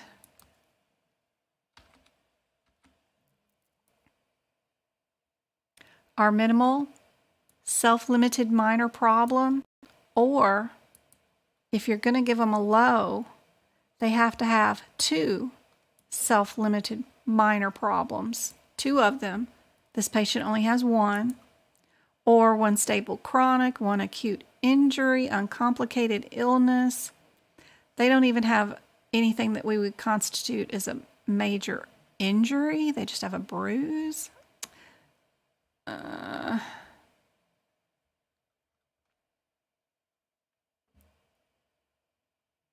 Minimal.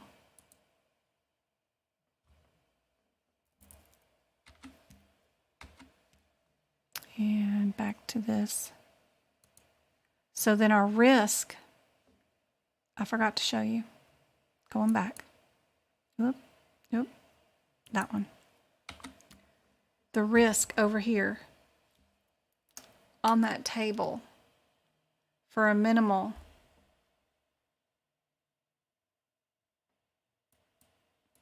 would be even if we wanted to order an x-ray, we would still be minimal.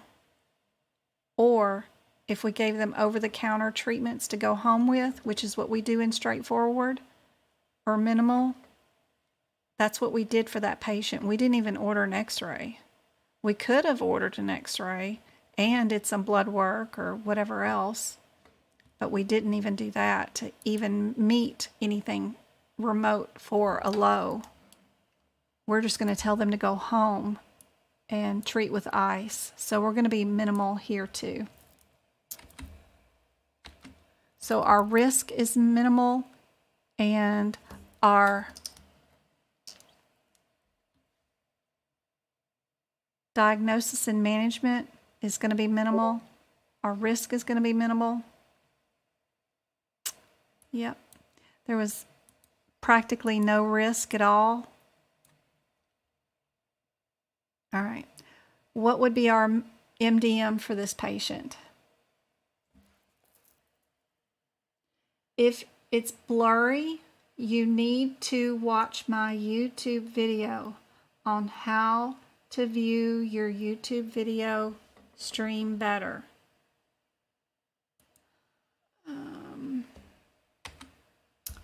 There is, oh, let me go to this one. I gotta go to that one. And if you go to my YouTube channel, you go over here to the one that says CPC exam advice and tips. Let me hit pause. Go to my video over here of how to view live lessons in class on YouTube. It's got the green border. Click on that one. It's going to show you what you need to do. you need to go to this button right here and you need to change your quality back to a high quality, the highest that you can. You can't leave it on auto because it'll pick the 170. You need to change it to 720 or to another quality on whatever device you're doing. And if you're doing it on an Android, turn it into landscape. All my videos are super helpful over here, guys. Lots. And those are all free. The only ones you got to pay for is the $5 subscription if you want to watch the workshops or the duck classes. The rest of all this stuff is super helpful. Where am I at? Word document. Okay. Go back there. There we go. Our MDM is straightforward on this one. Straightforward.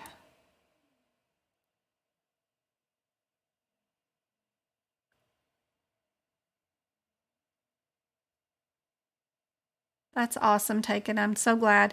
Me too. I'm sure I bombed the E&M because I didn't even want to study it for the exam and didn't. So I went in there blind on the E&M. Now I know it completely. So that's cool. All right, guys. If y'all are reading the question already, you're doing it all wrong and you're not going to pass. So please go straight to the answers. What kind of code? What is the header for 99284? What's the header for that one? Where are we at?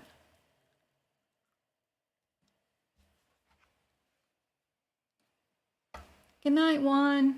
See you later. Thanks so much for the money. I'll make sure to get that sent over to Twinkle and we'll add it to the giveaways on Monday.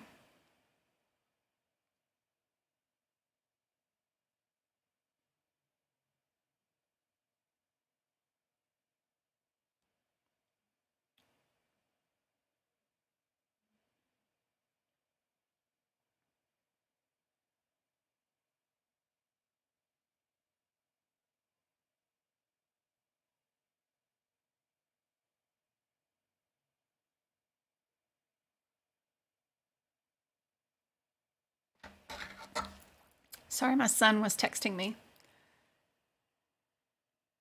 This is an ER visit. That's the header, right? Thank you, Dims. Thank you for the roses. What is our 99222?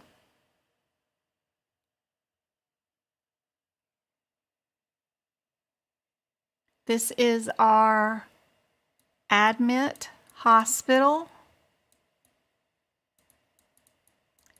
Thank you for the love hearts. Those are so cute. What is our 99234?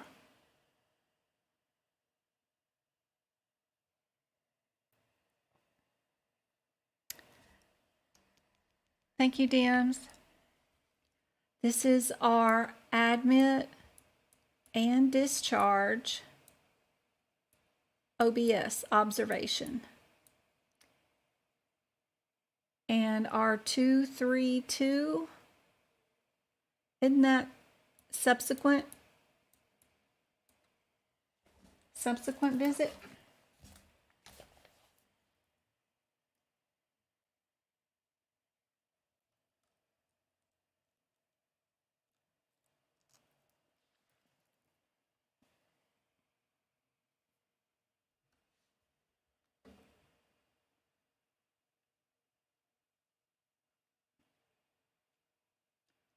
So now my number one rules, my rules for MDM, which I'm getting put on those cups, which will be around 2 or 3 weeks from now when I get them. The cup is going to say MDM, of course, something like that. It's going to have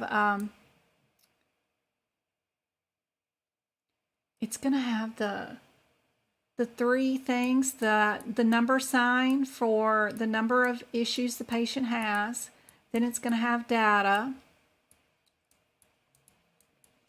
And then it's going to have the word risk. Then under that, number one is differences. You got to go find the answers differences. Go look up all your codes. Hopefully you know them by heart, but if not, go look them all up. Put your differences down. The number 2 is sentence. What's the last sentence say? What are we supposed to be doing? Who are we coding for? Because sometimes they'll talk about a patient's history for 20 miles, but what they're asking you to code is a procedure, not an E&M visit. You don't want to assume what they're wanting you to code. I didn't even put an answer down, like go code the E&M visit for this, but make sure your last sentence says what you think you're supposed to be picking out an answer for. Then you're just going to take your keywords, which you know if they're in the ER, nobody's ever in the ER. Nobody ever gets a consult. In general, most of their questions are not about being in the ER or not about getting a consult. So it's going to be either admit and discharge all in one, or this is a subsequent visit, or this is an admit and discharge altogether. So what is your status? Your last sentence, and then this one, the number 3 is status. Where's your patient? Where did they end up?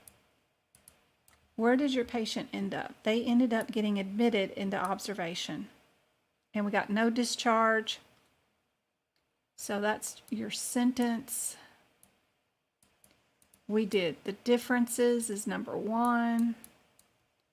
Your last sentence is number 2. Number 3 is your patient status. Where did they end up? That's all you need to know. We don't need to know diagnosis. We don't need to know nothing else. So this one is going to be B. So think about your differences. What is our 99238?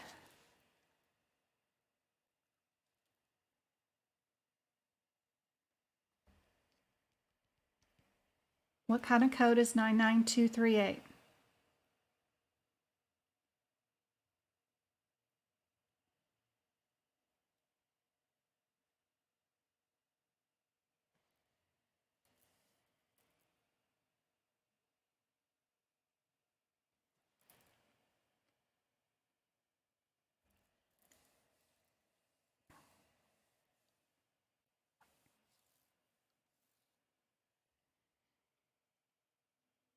I wrote these questions, so that's cool. 99238. So how you message me.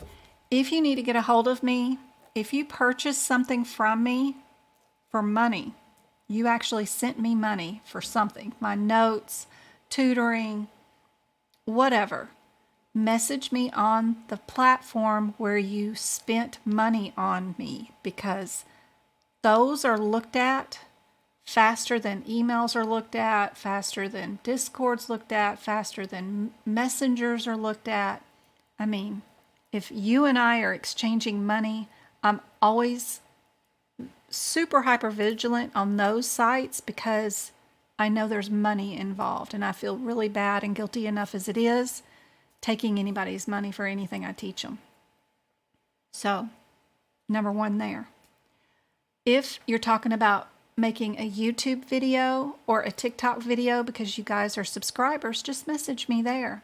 You can message me or put a comment on a YouTube video, because I look at all the comments every day. Anybody makes a comment on my YouTube videos or the TikTok. Not the TikTok videos. I don't look at all those all the time, but you can direct message me on TikTok. Y'all can message me there. But on YouTube, I don't think there's a direct message, but you can make a comment on a YouTube video, and because of the subscriber status that you guys are, those light up. I've got it set up on my phone that they come immediately. So I'm always looking to see if somebody's asked me something specific on a YouTube video. So that's number 2, where I go. And then when I get time, I am in Discord and I reply to messages there. Emails, I mostly send all of those to Twinkle and she replies for me. So if you ever see any of those emails that say, well, go here, she always starts her sentences off with, well, go. That's Twinkle. And Messenger, I'm horrible on it, really, honestly. I hope that helps. But YouTube, just make a message. Just make a comment on a YouTube video. I see those. Oh, but, hopefully that helps. Thank you for all the love letters. You're awesome. Thank you so much. Okay. What kind of code was this? This was discharge. Isn't that a discharge? That's a discharge.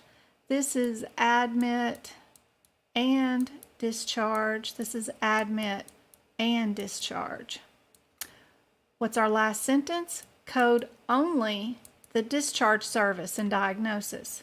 Okay, cool. We'll get rid of both those admits. See how easy it is? I know my differences between this one and this one is minutes, right? How long? Something like that.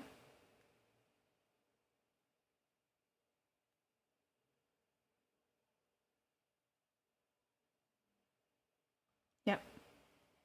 See how easy it makes it?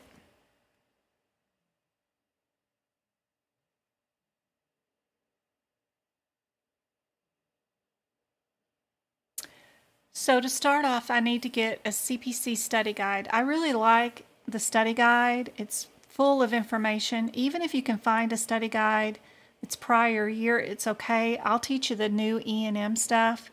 The rest of the book is perfect. From page 1, the business of medicine, it's great.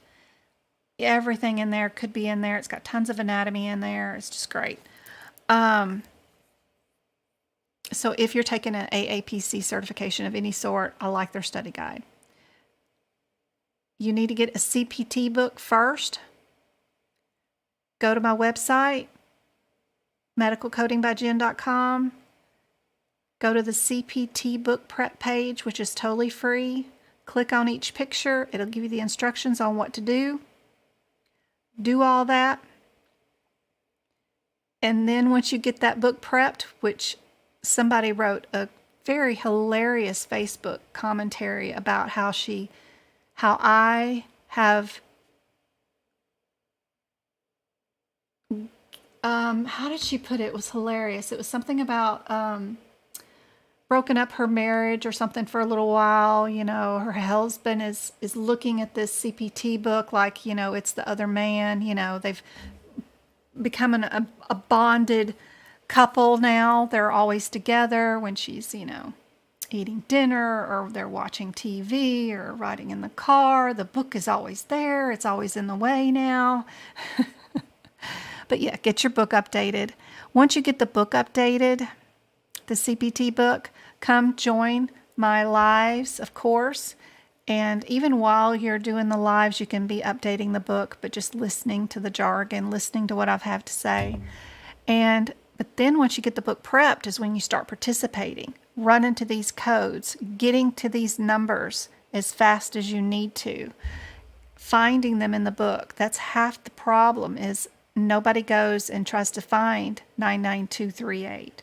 They're just relying on me to show them the page and the code in the book. But if you haven't gone through there and built up the muscle memory in your arms and hands to get to pages and find codes, then that's going to slow you down. You really need to get to these codes fast for multiple reasons. But that's where you'll start off. You can eventually get your ICD-10 and HIPPICS book as you need it. As we get closer to your exam date, and you can get prior yearbooks on those so that they don't cost as much. But get current year CPT and try to find a place selling it on Google cheaper. I found mine for $51 on eBay. And it was a 2023 back in November or December last year, sometime around there. It was cool. It was a good find. This one right here, we are going to code our 238. I'm not sure why. Because we're coding our discharge only. I was hoping that they would have the time listed, but if there's a difference between coding low or coding high and you're not giving any indication, you know you're going to be coding low. You're going to code your first one, no matter what. I have a ton more, but I'm already 15 minutes over. Hey, PB. Thanks for joining the YouTube subscription. RHIT for YouTube. I do some of you guys' questions in my repeat lives. It's usually 1 to 3 questions per live, guideline related. All the coding is more along the lines the same thing you do, but y'all have more office management type stuff y'all have to deal with too. I remember doing one, was it this week or last week? I think it was Monday I did an RHIT. Because y'all had medical assistants. We were talking about medical assistants, and y'all have some practice questions with those too, but I do try. I don't have you guys a room in my study group, which I need to do. I need to make you guys your own room and start posting questions in there into Discord. So let me make a note about that. I've been getting more and more questions about RHIT. So let me get y'all your own practice room on my Discord, which will help a whole bunch for you guys. Place where y'all can gather, practice questions. That will help out a whole bunch. Do you recommend anyone for teaching RHIT? No. Just the cheapest way possible. I mean, you can get a CPC and start working without any courses or classes or anything. You could even get a CPMA or a COC without any classes and start working. And then if you wanted to get your associate's degree, to get an RHIT or something like that, I would do 1 class at a time at a community college and make my job pay me back for each college hour and do it that way and get that degree without, I wouldn't want to do a 2-year college anything without working in that field already, making money in that field and learning the lingo and stuff. I don't want to waste my time. I'd rather be already there working in it somehow, even if I was a front desk receptionist or a registrar at the hospital or something, just something. Plus, if it is medical, your job will reimburse you for whatever college hours. I would take all the grant money and put it in an IRA and not even spend it and just pay cash, because 1 semester hour, you'd need 3 credits per class. So $30 if you're a local student. You could probably, each class would cost you $900. I try to pay cash for that and then get reimbursed by my job. And then all that grant money they'll give you for the Pell Grant and stuff, I just stick it in an IRA and let it sit there for the next 40 years. You'll be a millionaire if you did that by the time you left that alone. But anyway, that's just my advice. If I had my life to do it all over again, that's what I would do. All right, waiting on my CPT book to mark it up, then I'll be able to keep up. That's right. It's exactly what you do. Perfect. During your time of sitting around waiting for your CPT book to show up, I'll show you. I should not be incognito, probably. Hold on. Let me get out of that and get to this. What am I showing you guys? Here we go. Let's go to female reproductive system function. Do this for musculoskeletal, do it for the brain, do it for the male system, do it for the eye, the ear, all that. Go on and go find you some images. Switch it to image search after you do that.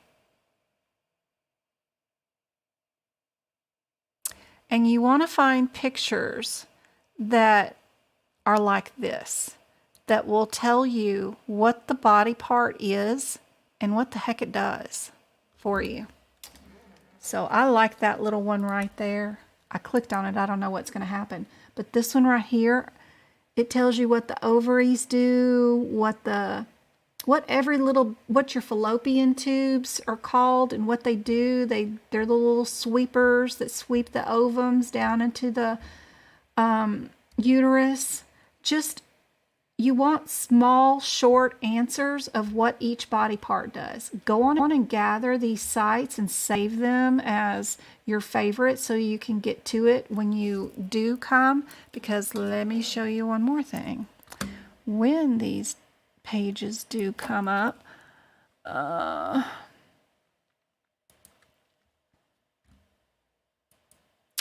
let me... Book prep. I gotta switch something. Hold on. I'm coming. And properties. Right there. When this does happen and you do get your CPT book, your CPT book's gonna look like this and have this big picture of the eye. And then it's gonna have these lines written beside it. You can put the functions in beside each one. And that will help you out so much during the exam. So just look up eye anatomy and then type function and go find what does the retina do? What does whatever this says, it takes care of your acute vision. Go do that. The optic nerve sends impulses to the brain. That you could be doing while you're waiting. You could also be gathering up lists of your prefixes and suffixes for your eye anatomy so that you have those. And that's what you're going to write in your book. Isn't that cool?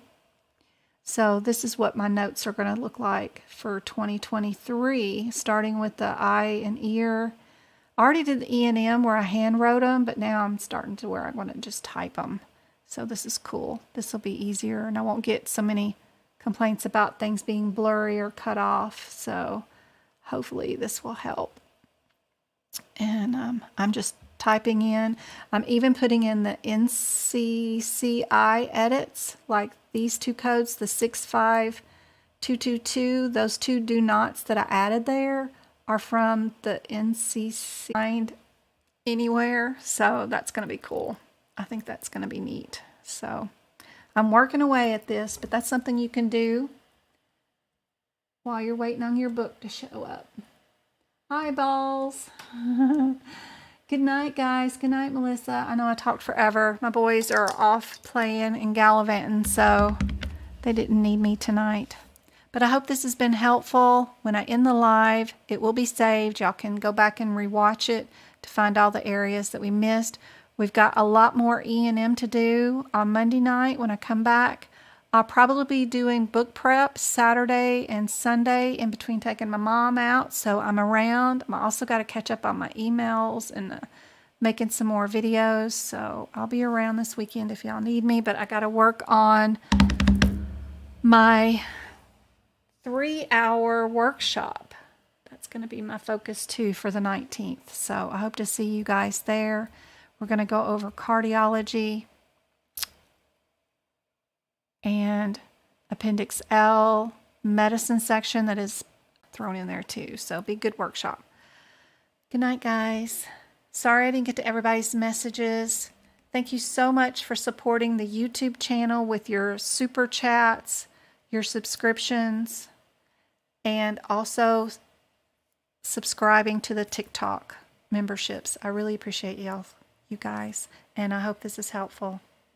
I also follow every one of the top 10 gifters and the top 10 people who stay on the longest during the lives. I follow all of you on TikTok, so just in case y'all get a follow from me, you know it is me.